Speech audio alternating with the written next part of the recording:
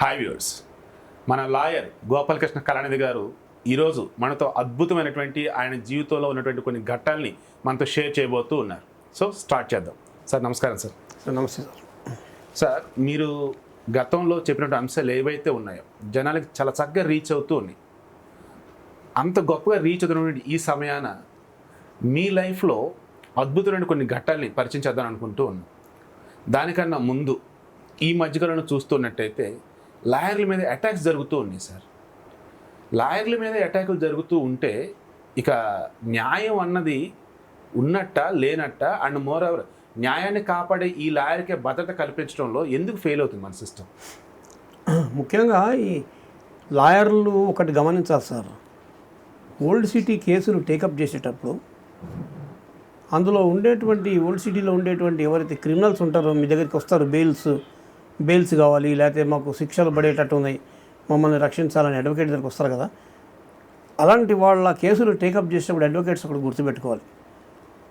ఒకవేళ రేపు పొద్దున కనుక మీరు కేసు ఫెయిల్ అయ్యి అతనికి శిక్ష పడిందంటే వాడు అటాక్ చేసేది మిమ్మల్నే ఖచ్చితంగా.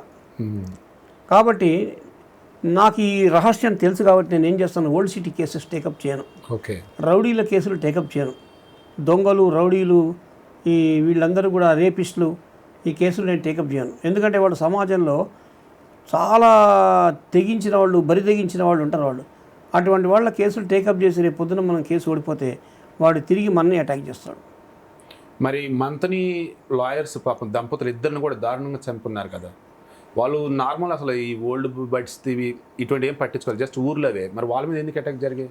వాళ్ళు ఏం చేశారంటే సార్, నేను ముఖ్యంగా ఈ అక్కడ మంథనీలో జరిగిన లాయర్ ఎవరున్నారు, నాగమణి అని ఆ వైఫ్ పేరు.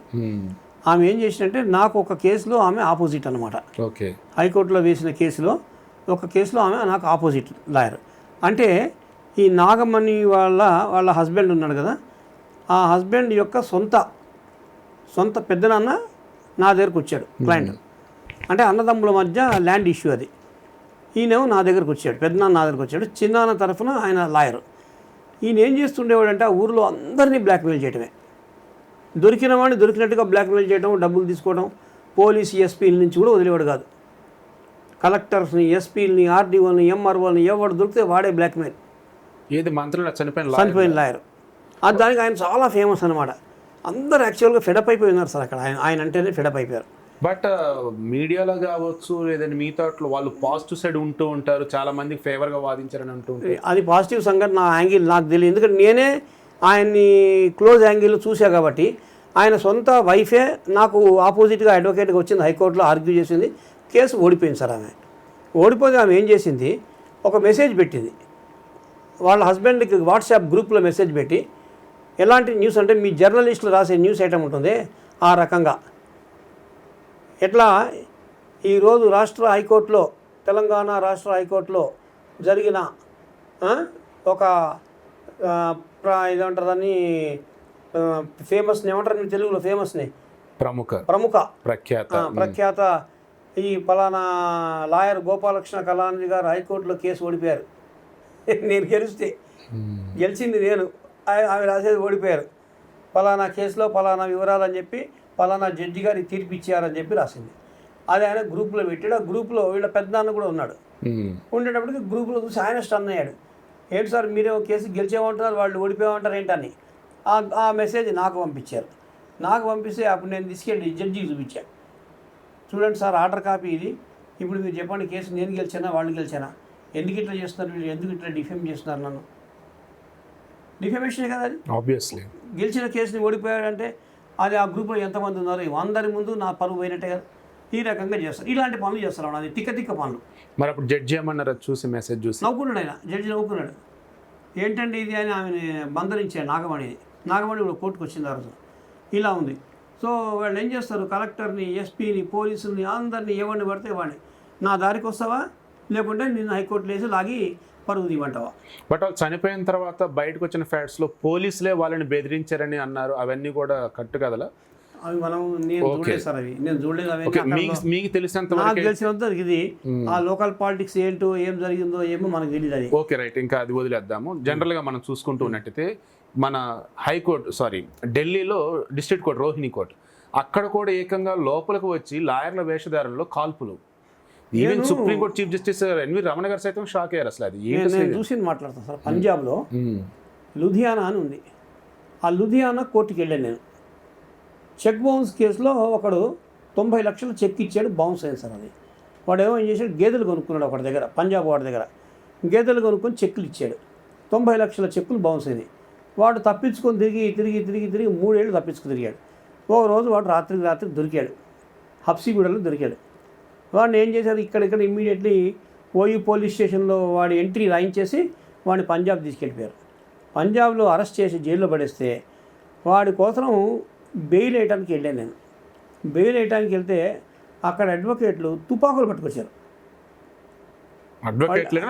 వాళ్ళు అక్కడ లోకల్ పార్టీ ఉంటుంది కదా, పార్టీ ఆ బర్రెల వాడు గేదెలు అమ్మిన వాడు పార్టీ వాడు ఒక అడ్వకేట్ పట్టుకొచ్చాడు. వీటి దగ్గర చేతిలో పిస్టల్ ఉంది, తుపాకీ. వాడు అంటాడు, నువ్వు ఏ రకంగా ఏ ప్రాతిపదికన బెయిల్ వేస్తావో నేను చూస్తా, నువ్వు బెయిల్ వేసావంటే బయటకు వస్తావో నువ్వు ఆలోచించుకో. 2 మాటలు ఎక్కువ మాట్లాడా. అక్కడ లోకల్ వాళ్ళు కూడా చెప్పారు, ఎందుకంటే లోకల్ వాళ్ళ సంతకం లేదే నేను కూడా ఆర్గ్యూ చేయలేను. అక్కడ నా లోకల్ అడ్వకేట్ అన్నాడు, సార్ వీళ్ళు డేంజర్ ఫీరస్ సార్, వీళ్ళు వాడికి మీద 36 మర్డర్ కేసులు ఉన్నాయి, వాడితో మీకెందుకు సార్, బెయిల్ వేయకండి అన్నాడు. సరే బెయిల్ వేయలేదు నేను. ఓకే, మీరు ఎవరి తరఫున అయితే బెయిల్ వేయడానికి వెళ్ళాడు అతని మీద ఆల్రెడీ మర్డర్ కేసు? వాడి మీద కాదు, ఈ బర్రెలు అమ్మిన వాడి మీద. ఓకే, వాడి మీద మర్డర్ కేసులు ఉన్నాయి. వాడు అన్నిటికీ ఫేమస్ అంటే వాడు తెగిస్తారు సార్ అక్కడ. వాళ్ళు మహా తెగింపు వీళ్ళు. ఏదో నార్త్ ఇండియన్స్, పంజాబ్ వాడు.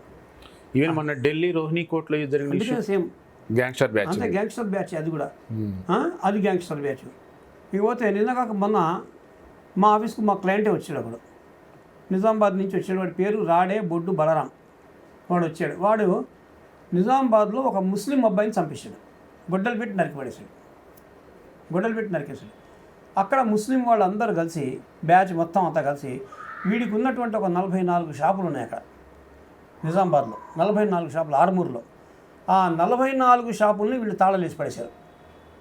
వేసి పెద్ద పెద్ద గొడవలు, ధర్నాలు చేసి ఆర్డీఓకి ఏం చేసేది, ఆర్డీఓ ఒక ఆర్డర్ పాస్ చేశాడు. సెక్షన్ 145 కింద ఆర్డర్ పాస్ చేసి ఎవ్వరు కూడా ఈ షాపులు తీయడానికి లేదు అని చెప్పి బంద్ చేసి పడేశాడు. ఒక ఆర్డర్ ద్వారా బంద్ చేస్తే ఆ ఆర్డర్ని వెకేట్ చేయించమని నా దగ్గరికి వచ్చాడు ఆయన బలరాం. వచ్చి హైకోర్టులో మేము రిట్ చేసి హైకోర్టులో ఉన్న బిజీ షెడ్యూల్స్ అది బెంచ్ మీదకి రాకపోతే ఈ వాడు కత్తి పట్టుకొని బయలుదేరాడు నా దగ్గరికి. మా ఆఫీస్కి వచ్చాడు, కూర్చున్నాడు, కత్తి చూపించాడు.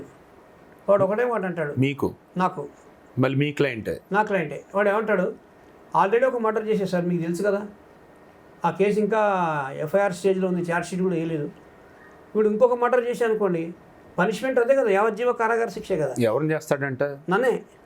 వాడు చెప్తున్నాడు, ఇండైరెక్ట్గా చెప్తున్నాడు. వాడు మర్డర్ చేస్తే నాకు పడేది యావజ్జీవ కారాగార శిక్షే.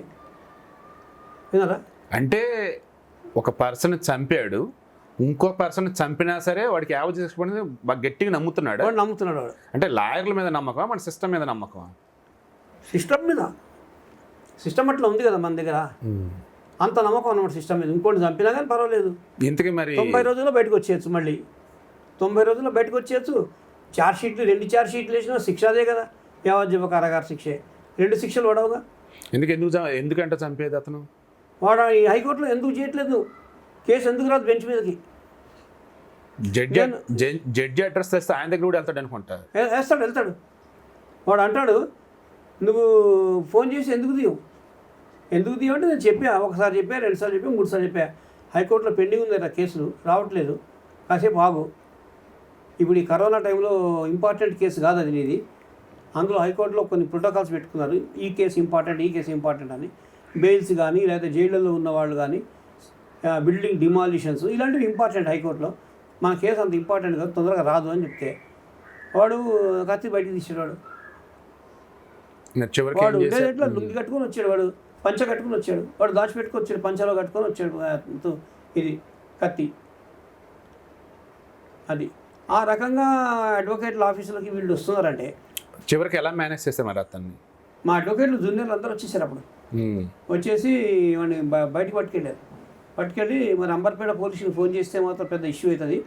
కాకపోతే కళానిధి క్లయింట్ని పట్టించాడనే మెసేజ్ వస్తే బాగోదు, అందుకని వార్నింగ్ ఇస్తున్నాం, నీ దగ్గర కత్తి ఉంటే పెట్టుకోపో, బొచ్చులో పెట్టుకొని పో అని చెప్పి వాడిని పంపించేశారు. ఇంతకు మరి అప్పుడు ఆ కేసు మీరు డీల్ చేస్తారా వదిలేస్తారా? వాడిని డబ్బులు ఇచ్చేస్తున్నాను, వాపస్ ఇచ్చేస్తాను నేను. పాపం. 10 రోజుల తర్వాత రమ్మన్నాను, రేపు 1వ తారీఖు వస్తాడు. 1వ తారీఖు వస్తే వాడు డబ్బులు వాడికి ఇచ్చి పంపించేస్తాను. సో కేసు టేకప్ జరిగింది. కేసు టేకప్ చేయండి. అసలు ముందు కేసు స్టార్టింగ్ అన్నారు మీరు, హత్యలు చేయడం కావచ్చు, మానభంగాలకు వచ్చి ఇటువంటి పనికి మళ్ళీ బ్యాచ్ ఎవరైతే ఉంటారో వాళ్ళు అసలు నేను టేకప్ చేయను అన్నారు కదా. వీడు ఉండేది నిజామాబాద్. ఆ ఊరు వాడు ఇంతకు తెగుస్తాడని నేను గెస్ట్ చేయలే. అంటే సమాజానికి చెడు చేసే వాళ్ళు ఎవరైతే ఉన్నారో వాళ్ళ తరపు అసలు కేసులో నేను టేకప్ చేయను అన్నారు కదా. మరి ఇప్పుడు ఇతను చేసింది అదే కదా, అటువంటిదే కదా. అంటే మనం కేసు టేకప్ చేసినప్పుడు ఈయన యొక్క చుట్టం నా దగ్గర జూనియర్. ఓకే. ఆమె తీసుకొచ్చింది కేసుని, సార్ మా చుట్టం ఈయన అని. మంచోడు అన్నట్టు మనకి పిక్చర్ ఇచ్చారు అక్కడ. సరే మన జూనియర్ పనిచేస్తుంది కదా మన ఆఫీస్లో, ఆయన చుట్టమే ఈమె చుట్టమే కదా అన్నట్టుగా కేసు టేకప్ చేశారు. అందులో మా జూనియర్ వాళ్ళ హస్బెండ్ స్టేట్ బ్యాంక్ ఆఫ్ ఇండియాలో పెద్ద ఆఫీసర్, ఆల్మోస్ట్ బ్రాంచ్ మేనేజర్ ఆయన. ఆ రేంజ్ వాళ్ళు చదువుకున్న వాళ్ళు ఉన్నారు కదా, వాళ్ళ చుట్టం అంటే వీడు కూడా కొంచెం ఆన్ లైన్లో ఉంటాడు అనుకున్నాను. ఈ రకంగా మాట్లాడితే కత్తి బయటికి తీసే పరిస్థితి ఎట్లాగండి మనకి? నిజంగా చాలా దారుణం సార్ ఇది. ఇప్పుడు ఢిల్లీ కోర్టు విషయానికి వద్దాం సార్. అక్కడ కోర్టు హాల్లో జరిగింది. అవును. ఇప్పుడు మన ఆఫీస్ ఇది, పాత బస్తీలో వచ్చేసి నిన్నో మొన్న జరిగింది వచ్చేటప్పుడు రోడ్ల మీద వాళ్ళ ఆఫీసులోనూ ఇళ్ళ దగ్గర సమ్మేళనం. అవును. కోర్టు హాల్లో పై బటన్ పెట్టుకోపోతేనే ఏంటి బై బటన్ పెట్టంటారు, నీట్గా ఉండాలి. అటువంటి కోర్టు హాల్లోకి గన్నులు పట్టుకుని అసలు ఎలా వచ్చారు సార్? చెకింగ్ ఉండదా? ఇప్పుడు నేను రంగారెడ్డి కోర్టులో కూడా కోర్టు హాల్లోనే మాట్లాడేది కదా సార్. మరి సిఆర్పిఎఫ్ వాళ్ళ క్యాంప్ లేదు అక్కడ. రంగారెడ్డి కోర్టు మెట్ల ముందే పోలీసుల ఇది ఉంది కదా, క్యాంప్ ఉంది కదా. మరి ఎట్లా అయింది మర్డర్? కోర్టు హాల్లోనే మెయిన్ ఎంట్రన్స్లో మర్డర్ అయింది. వింటుంది అదే సార్. చెకింగ్ వెపన్స్ తీసుకెళ్తూ ఉన్నప్పుడు మెటల్ డిటెక్టర్లు కనుక్కోవాలి కదా, అవన్నీ కూడా నార్మల్ పేరుకే ఉంటాయి. పేరుగా సార్ ఈ పోలీసుల సంగతి నాకు తెలుసు. వీళ్ళకి ఓవర్ నైట్లు, డ్యూటీల మీద డ్యూటీలు, నిద్ర ఉండదు, సాగు ఉండదు, వీళ్ళకి ఏ ఉండదు సార్. సరి అయిన తిండి ఉండదు, తిప్పలు ఉండవు. ఒక చిన్న వర్షానికి ఒక గుడారం లాంటిది చేసి వాడికి ఒక పర్మనెంట్ బిల్డింగ్ కూడా లేదు పాపం. పర్మనెంట్ ఒక హౌస్ లేదు వాడికి. వర్షం పడినా ఏం పడినా ఒక గుడారం ఇస్తారా, గుడారంలో మొత్తం 16 మంది పడుకోవాలి. దాంట్లో 16 మందికి ఆ గుడారం. టాయిలెట్ కూడా వస్తే వాళ్ళు ఎక్కడ ఏదో కోర్టు హాల్లో ఎక్కడికో పోతారు లోపలికి. వాళ్ళకి టాయిలెట్ ఫెసిలిటీ లేదు, తిండి ఫెసిలిటీ లేదు. ఏమన్నా అంటే ఇంత బిర్యానీ ప్యాకెట్ తెచ్చి 16 ప్యాకెట్లు మూల పడేస్తారు. అటువంటి వాళ్ళు డ్యూటీ చేయాలి సార్. చేయాలంటే వాళ్ళు ఎన్ని రోజులు అలర్ట్గా ఉంటారు సార్ డ్యూటీ? 2 రోజులు 3 రోజులు అలర్ట్గా ఉంటారు, 4వ రోజు ఫ్రీ అయిపోతారు వాళ్ళు, లూజ్ అయిపోతారు వాళ్ళు. ఆ లూజ్ అయ్యే పరిస్థితుల్లో వీళ్ళన్నీ చూసుకుంటారు వాళ్ళు. రెక్కీ చేస్తారు కదా వీళ్ళు.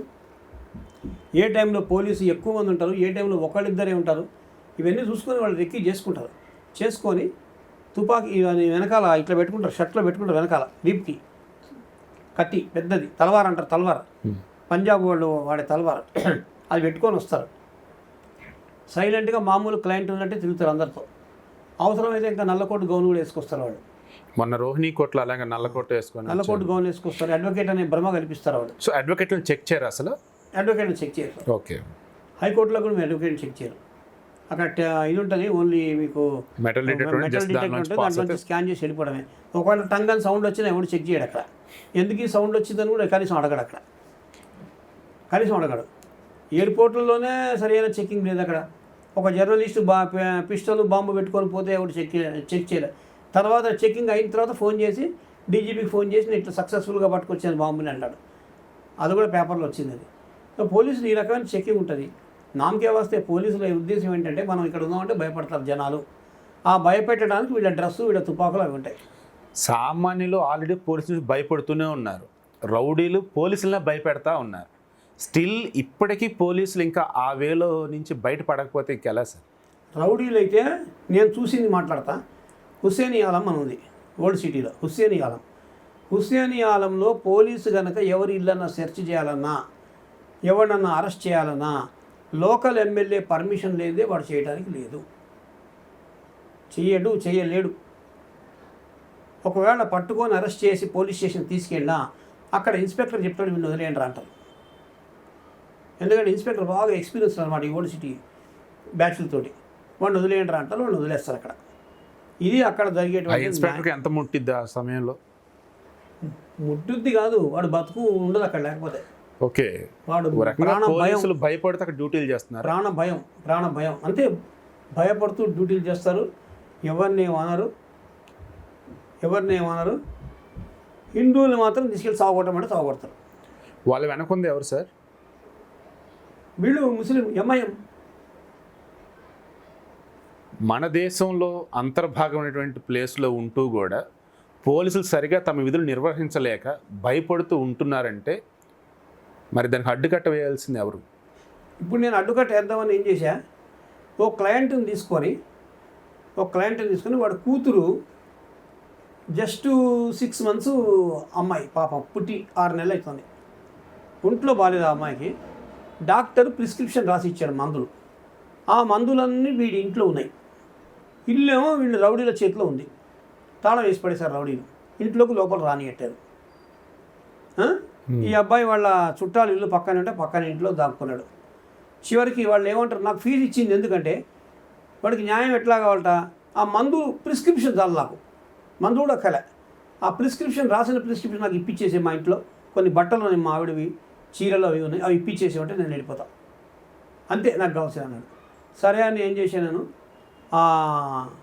హుసేన్ యాలం పోలీస్ స్టేషన్లో మాకు తెలిసిన ఎస్ఐ స్టూడెంట్ ఉన్నారు కదా, మా ఎస్ఐ స్టూడెంట్ ఉన్నారు కదా, ఆయన్ని పట్టుకొని ఆయనతో పాటు 100 వ్యాన్లో జీప్లో వెళ్ళి టాటా సుమో వెహికల్లో పోయి తాళం తీసాము, బట్టలు తీసుకున్నాం, ప్రిస్క్రిప్షన్ తీసుకున్నాం, అంతే. ఈ లోపల ఫోన్ వచ్చింది, ఆ ఎస్ఐకి ఫోన్ వచ్చింది. స్టేషన్ నుంచి ఇన్స్పెక్టర్ ఫోన్ చేశాడు. ఎక్కడ పోయినవరా నువ్వు నాకు చెప్పకుండా అన్నాడు. సార్ ఇట్లా నేను ఈ కేసులో వచ్చారు సార్, కళానిధి గారు వచ్చారు, బట్టలు ఇస్తున్నాను, ప్రిస్క్రిప్షన్ ఇస్తున్నాను, అంతకంటే ఏం లేదు అన్నాడు. అనగానే వాడి బండ బూతులు తిట్టాడు ఇన్స్పెక్టర్. ఫస్ట్ నువ్వు బండి వేసుకొని పోలీస్ స్టేషన్ రా అన్నాడు. ఆ బట్టలు గిట్టలు తీసుకొని ఫస్ట్ పోలీస్ స్టేషన్ రా అన్నాడు. ఆ ఫోన్ పెట్టేయగానే పాషా ఖాద్రి అని ఎమ్మెల్యే ఫోన్ చేశాడు. వాడు అంటాడు, నేను ఇన్స్పెక్టర్ ఏం చేశాడు, ఎస్ఐ స్పీకర్ పెట్టాడు, స్పీకర్ ఆన్ చేశాడు, వినండి సార్, వీడి భాష వినండి అన్నాడు. అరే క్యా కర్ రहा रे तू, कौन बोला तेरे को, घर खोलो बोल के, काहे को देना कपड़े कपड़े, मर गया रे तेरे को, फोड़ देता हूँ साले तेरे को, पहले वहाँ रख, अंदर रख सामान, मजाक कर रहे तुम लोग. ఇది భాష. వీడంటాడు, नहीं साहब वैसा नहीं, खाली बच्चे का मामला है ना, छोटी बच्चे का मामला है, वो गोलियों का वो चिट्ठी है, वो चिट्ठी दिलाने वास्ते आए मैं, नहीं कुछ नहीं लेके जा रहे, क्या लेके जा रहे, उसके बीवी के 2-4 साड़ियाँ हैं और एक चिट्ठी है, उतना ही चाहिए, उसमें क्या होता साहब आपको, अरे आप लोगों मेरे को काम नहीं करने देते क्या, इतना भी नहीं करना साहब मैं काम, అని వీడు రిక్వెస్టింగ్ ఎమ్మెల్యేతో. ఏం సార్ ప్రజాప్రతినిధులా లేదంటే ఇంకేదన్నా కొత్త పదవి? ఇది నేను సొంతంగా కల్పించుకొని చెప్పింది కాదు, నేను ఉన్నాగా స్పాట్లో. మీరు చెప్తున్న కళ్ళ ముందు విజువల్స్ అలా కనిపిస్తూ ఉన్నాయి. అసలు వాడు స్పీకర్ ఆన్ చేసి వినిపించాడు కదా నాకు, ఎన్ని బూతులు వాడిని ఎస్ఐ తిట్టడం. నేను సరే ఇన్స్పెక్టర్ దగ్గరికి వచ్చాము. అట్లా మేము వెళ్తుంటేనే ఇన్స్పెక్టర్ ఎదురుకుండా బస్సులో వేరే ఇంకో కార్లో దీంట్లో వస్తున్నాడు, జీప్లో. ఇంకా మేము పోలీస్ స్టేషన్ పోలే, మాకు ఎదురుపడ్డాడు ఇన్స్పెక్టర్. కాకపోతే ఏమైందంటే వెళ్ళేటప్పుడు మేము నా కారులో వెళ్ళాము, మేము కారు మార్చేసాము అక్కడ. ఆ ఇన్స్పెక్టర్కి నా కార్ నెంబర్ తెలియదు, నేనని తెలియదు, నాతో పాటు ఎస్ఐ ఉన్నాడని చూసుకోలే. ఆయన అటు వెళ్ళిపోయాడు, మేము ఇటు వెళ్ళిపోయాం. సరే మేము స్టేషన్కి వెళ్ళి కూర్చున్నాం, వాళ్ళకి ఇచ్చేసాం, బట్టలు ఇచ్చేసాం, ప్రిస్క్రిప్షన్ ఇచ్చేసాం, వాళ్ళు వెళ్ళిపోయారు. ఆ అబ్బాయిని ఈ కొడుకులు ఏం చేశారు, మర్డర్ చేసి పడేశారు సార్. My God. సూసైడ్ చేసుకున్నాడు, సూసైడ్ చేసుకొని మర్డర్ చేసి సూసైడ్ క్రియేట్ చేసి పడేశారు. పాపం తట్టుకోలేకపోయాడు వీళ్ళ ప్రెషర్, ఈ రౌడీల ప్రెషర్ తెలుసా. బీజేపీ వాళ్ళు పాత బస్తీ గురించి చెప్పేది అట్టయితే అన్నీ నిజాలే, అన్నీ నిజాలే, అవన్నీ నిజాలే. పాత బస్తీ నేను చూసినోడిని, నేను ఉన్నోడిని కూడా పాత బస్తీలో నేను ఉన్నోడిని. 8, 9, 10, 3 సంవత్సరాలు నేను పాత బస్తీలో ఉండి చదువుకున్నా అలియాబాద్లో. అలియాబాద్ అంటే తెలిసిన మీకు, అలియాబాద్ అన్న ఊరుంది అక్కడ. మా అమ్మమ్మ వాళ్ళు ఇల్లు ఉండేది అక్కడ, చిన్న ఇల్లు, అద్దె ఇల్లు. అక్కడ ఉండి నేను చదువుకున్నా. అక్కడి నుంచి స్కూల్కి వెళ్ళేవాడు నేను, ఎర్రమంజిల్ స్కూల్కి. సో నాకు ఓల్డ్ సిటీ అంటే చిన్నప్పటి నుంచి తెలుసు నాకు. అంటే ఇక్కడ ప్రధానంగా కిరణ్ కుమార్ రెడ్డి ఉన్నప్పుడు ఓల్డ్ సిటీలో ఎవరు తోక జాడించలేకపోయారు, ఎక్కడో అక్కడ పెట్టాడు అని అన్నారు. అదే వేలో మిగతా వాళ్ళు ఎందుకు చేయలేకపోయారు అంటే అప్పుడు కిరణ్ కుమార్ రెడ్డి చేసింది ఏంటి? ఎన్టీ రామారావు టైంలో కూడా ఎవరేం చేయలేకపోయారు. సూపర్. ఎన్టీ రామారావు టైంలో కూడా మొత్తం రౌడీ షీటర్స్ ఎంతమంది ఉన్నారో, ముస్లిమ్స్ కానీ, యాదవులు కానీ, ఇంకే కులం కానీ, గౌడ్లు కానీ, ఎవడన్నా కానీ, రెడ్డీస్ కూడా తీసుకోండి, ఎవడన్నా సరే పద్ధతిగా ఉంటే పద్ధతి. రెడ్డి రౌడీ అనే మాట లేదు అక్కడ. ఇంకా నిలబెట్టి పిర్రల మీద కొట్టడమే లాఠీ పెట్టి పోలీసులకి అంత పవర్స్ ఇచ్చాడు ఆయన. మరి ఎందుకు వాళ్ళు క్యారీ ఫార్వర్డ్ ఎందుకు చేయలేకపోయారు? రాజకీయాలు సార్, రాజకీయాలు వీళ్ళకి కావాల్సిందే వాళ్ళు కదా సార్. అంటే కాంగ్రెస్ పెంచి పోషించిందా ఆ తర్వాత వచ్చిన వాళ్ళు? కాంగ్రెస్ వాళ్ళు ఏం చేస్తారు, వాళ్ళు జైళ్ళకి వెళ్ళిపోతారు సార్. జైళ్ళకి వెళ్ళి ఏ రౌడీ షీటరు బెయిల్ రాకుండా ఎక్కడ ఎంత కాలం బట్టి ఉన్నాడు, వీళ్ళ దగ్గర ఒక చిట్టా ఉంటుంది అన్నమాట. వీళ్ళకు కంప్యూటర్లో పెద్ద ఫీడ్బ్యాక్, వీళ్ళకు డేటా అన్నీ ఉంటాయి. ఆ డేటా తీసుకుంటారు, తీసుకొని చెంచులు కూడా జైలుకి వెళ్తారు. వెళ్ళి ఫలానా గౌడు లేదా ఫలానా రెడ్డి ఫలానా నాయుడు ఇంతకాలం బట్టి జైల్లో ఉన్నాడు, వీడు రౌడీ షీటర్, వీడి మీద 4 మర్డర్ కేసులు ఉన్నాయి, వాడు బెయిల్కి రాలే, వాడికి బెయిల్ రావట్లే. వాడికి వీళ్ళు ఏం చేస్తారు, అప్పుడు దివంగత నేత పి జనార్దన్ రెడ్డి చెప్తున్నా, వీళ్ళకి డబ్బులు ఇచ్చి డబ్బులు ఖర్చు పెట్టి బెయిల్ మీద వాళ్ళని బయటికి తీసుకొస్తారు. హిందువులైతే ఈయన, ముస్లింలైతే వాళ్ళ లీడర్లు పోయి డబ్బులు ఇచ్చి పట్టుకొస్తారు. వీళ్ళని పట్టుకొచ్చేది ఎందుకు, వీళ్ళ కూడా తిప్పుకుంటారు ఇంకా జీప్లో. ఆ జీప్లో జై అనేవాళ్ళు వీళ్ళే, వెనకాల నిలబడేవాళ్ళు వీళ్ళందరూ ఇటువంటి క్యాండిడేట్సే. వాళ్ళని వేసుకొని తిరుగుతూ ఉంటారు. ఎక్కడన్నా వీడికి పడని వాడు ఉంటాడు కదా, సపోజ్ ఒక ఆర్డీఓ పడడు, ఎంఆర్ఓకి వీడికి పడదు, అంతే ఎంఆర్ఓని లేపేయండిరా, వాడి మీద కిరోసిన్ పోయండి, పెట్రోల్ పోయండి, తగలబెట్టి పడేయండి వాడిని. ఆ పని చేయాలంటే లీడర్ చేయడు కదా, ఆ లీడర్ యొక్క అనుయాయులు ఉంటారు కదా, అనుయాయులు చేస్తారు అది. అట్లా కిరణ్ కుమార్ రెడ్డి కూడా కాంగ్రెసే కదా. అవును. సో మరి ఆయన ఎలా అక్కడ అన్ని కరెక్ట్గా అంటే ఉంచగలిగారు? ఒక్కటి సార్, అందరికీ ఎథిక్స్ లేవని కాదు, కొంతమందికి ఎథిక్స్ ఉంటాయి. కొంతమందికి వాళ్ళు బార్న్ రిచ్ పీపుల్ అనమాట, వాళ్ళు బార్న్ రిచ్, వాళ్ళకి డబ్బులు సంపాదించిన అవసరం లేదు. నేను రెడ్డీస్లో చాలామంది చూసా, చిత్తూరు రెడ్డీసు, నెల్లూరు రెడ్డీసు, నాకు వాళ్ళ ఫ్యామిలీస్తో చాలా అనుబంధం ఉంది. వాళ్ళు బై బర్త్ రిచ్ అనమాట. వాళ్ళకి డబ్బు సంపాదించే యావ ఉండదు. ఎందుకంటే వాళ్ళ అత్తగారులు వీళ్ళే కోటీసులు, వాళ్ళు ఇంకా కోటీసులు వాళ్ళు. సో ఎథిక్స్ ఫాలో అవుతూ సమాజానికి మంచి చేద్దాం వేలో వాళ్ళకి డబ్బులు సంపాదించాల్సిన అవసరం ఏముందండి? మరి వైఎస్ రాజశేఖర రెడ్డి ఉన్నప్పుడు ఎలా ఉంది పాత బస్తీ? ఆయన దాంట్లో కూడా కంట్రోల్గానే ఉంది. రాజశేఖర రెడ్డి ఈ టైంలో కూడా, చంద్రబాబు నాయుడు ఉన్నప్పుడు ఎలా ఉంది? చంద్రబాబు నాయుడు ఉన్నప్పుడు కూడా మన సైడ్ హైదరాబాద్ సైడ్ ఫుల్ కంట్రోల్లో ఉంది. ఓల్డ్ సిటీ కాదు, ఓల్డ్ సిటీ తోటి ఆయనకి పడేది కాదు. ఇప్పుడు కేసీఆర్ ఉన్నాడు, ఇద్దరు దోస్తులు, ఫుల్ దోస్తులు. Old city plus new city రెండు ఒకటే. ఇప్పుడు ఒక్క రోజు ఎక్కడన్నా బంద్ అయింది అండి కేసీఆర్ 9 సంవత్సరాల పాలన? ఒక్కరోజు బంద్, తెలంగాణ బంద్, బస్సులు బంద్, ఆటోలు బంద్, ఎక్కడ లేదుగా. ఓల్డ్ సిటీలో అన్న గొడవలు ఉన్నాయా, కత్తిపోట్లు అయినాయా, కర్ఫ్యూలు పెట్టారా? ఎందుకు లేవు సార్? ఎందుకంటే చేయించేదండి వీళ్ళే కదా, లీడర్సే కదా, ముస్లిం లీడర్సే చేయిస్తారు. చేయించే వాళ్ళకి గవర్నమెంట్కి మంచి దోస్తీ ఉంది. నీకేది కావాలో నువ్వు తీసుకో, నాకేది కావాలో నేను తీసుకుంటా, నా జోలికి నువ్వు రావద్దు, నీ జోలికి నేను రాను, వీటి ప్రోకో. చంద్రబాబు నాయుడు ఉన్న సమయంలో ఇటు సైడ్ బాగానే ఉంది అంటారు. మరి ఓల్డ్ సిటీకి సంబంధించి ఆయన ముఖ్యమంత్రి కదా, మరి ఓల్డ్ సిటీలో అన్ని కంట్రోల్లో ఉంచాలి కదా. ఉంచాలి, కానీ అక్కడ లీడర్సు ఈయన మాట వినేవాళ్ళు కాదు, చంద్రబాబు నాయుడు మాట వినేవాళ్ళు కాదు. ఎన్టీ రామారావు ఉన్నప్పుడు ఎలాగైతే కొట్టించారో అదే విధంగా ఈయన కూడా పోలీసుల చేత ఫుల్ పవర్స్ ఇప్పించి కంట్రోల్లో పెట్టాల్సింది కదా. కానీ అక్కడ ఏమైందంటే పోలీసుల్లో కూడా డివిజన్ వచ్చేసింది సార్. ముస్లిం పోలీసులు ఉంటారు కదా, వాళ్ళంతా ఓల్డ్ సిటీ కవరేజ్ చేసుకుంటారు. వాళ్ళని అరెస్ట్ చేయరు, వాళ్ళని కొట్టరు. ఏదైనా నేరం చేస్తే కూడా వాళ్ళు కవర్ చేసేసుకుంటారు, దొంగలు దొరికేవాళ్ళు కాదు. ఎన్టీ రామారావు ఉన్నప్పుడు ఎలా పాసిబుల్ అయింది మరి? ఎన్టీ రామారావు ఒక చరిష్మా అది. ఎన్టీ రామారావు చరిష్మా అది. అప్పుడు ఉన్నటువంటి డీజీపీ ఎవరైతే ఉన్నారో ఎన్టీ రామారావు అపాయింట్ చేసుకున్నాడు. డీజీపీని కానీ, సెంట్రల్ చీఫ్ సెక్రటరీ కానీ, ఇలాంటి కీ పోస్టుల్లో మనుషులను ఎవరైతే పెట్టాడో పనిచేసేవాళ్ళని పెట్టాడు ఎన్టీ రామారావు. ఓన్లీ పనిచేసేవాళ్ళని. అది వాళ్ళు అద్భుతమైన పని చేసి చూపించారు. ప్రజల్లో కూడా ఎన్టీ రామారావు మా ముఖ్యమంత్రి అనేటప్పటికీ వీళ్ళలో ఒక ఉత్సాహం అన్నమాట, ప్రజల్లో ఒక ప్రేమ, అభిమానం అది ఎక్కువైపోయింది అప్పుడు. దాంతో మంచి ఇది వచ్చేసింది అక్కడ. సో తప్పు చేయాలనుకున్నాడు కూడా ఎందుకు లేని చెప్పి సైలెంట్ అయ్యాడు అక్కడ.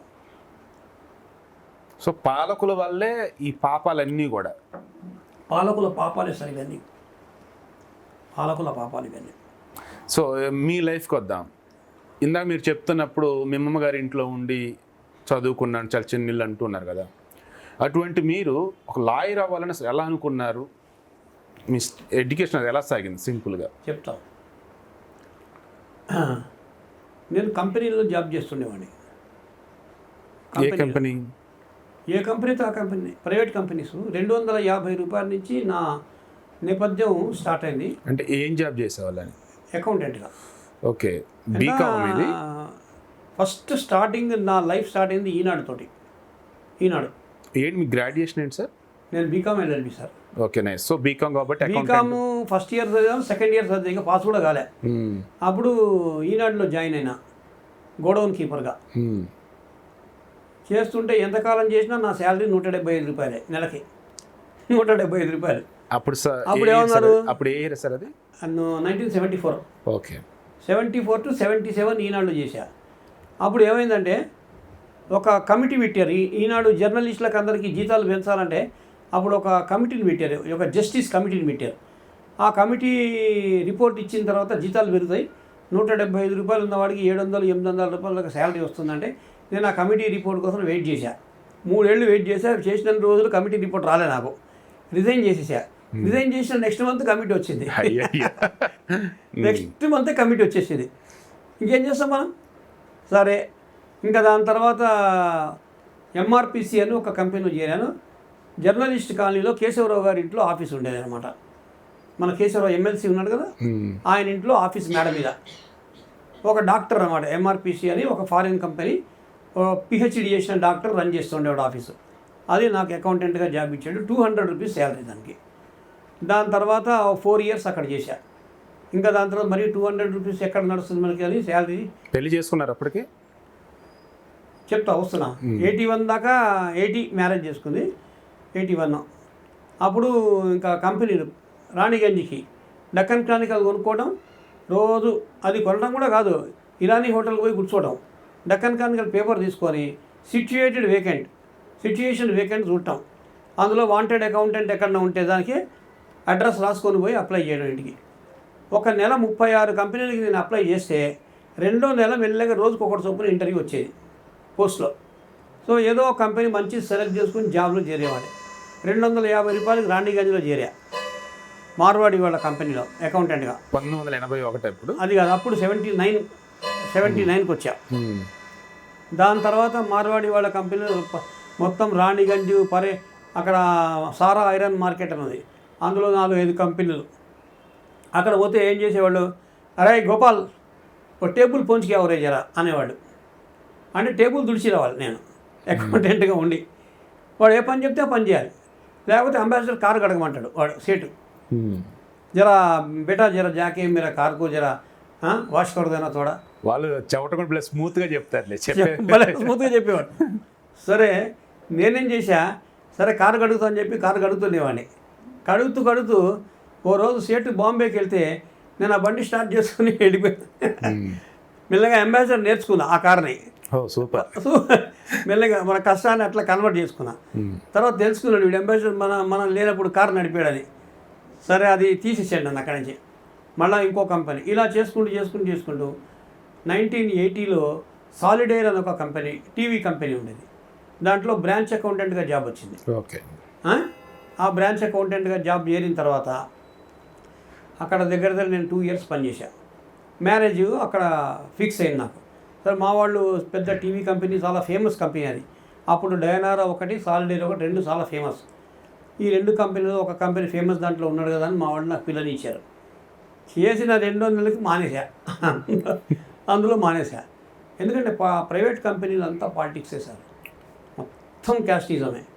అదేమో టెమిలియన్ కంపెనీ, మెడ్రాస్ బేస్డ్ కంపెనీ, మొత్తం టెమిలియన్సే. టెమిలియన్ వాళ్ళకి జీతాలు ఎక్కువ, నాన్ టెమిలియన్కి జీతాలు తక్కువ. అప్పుడు పెళ్లి చేసుకున్నప్పుడు ఎక్కడ ఉండేవాళ్ళు మీరు? ఇల్లా నేను పంజగుట్టలో ఉండేవాడిని.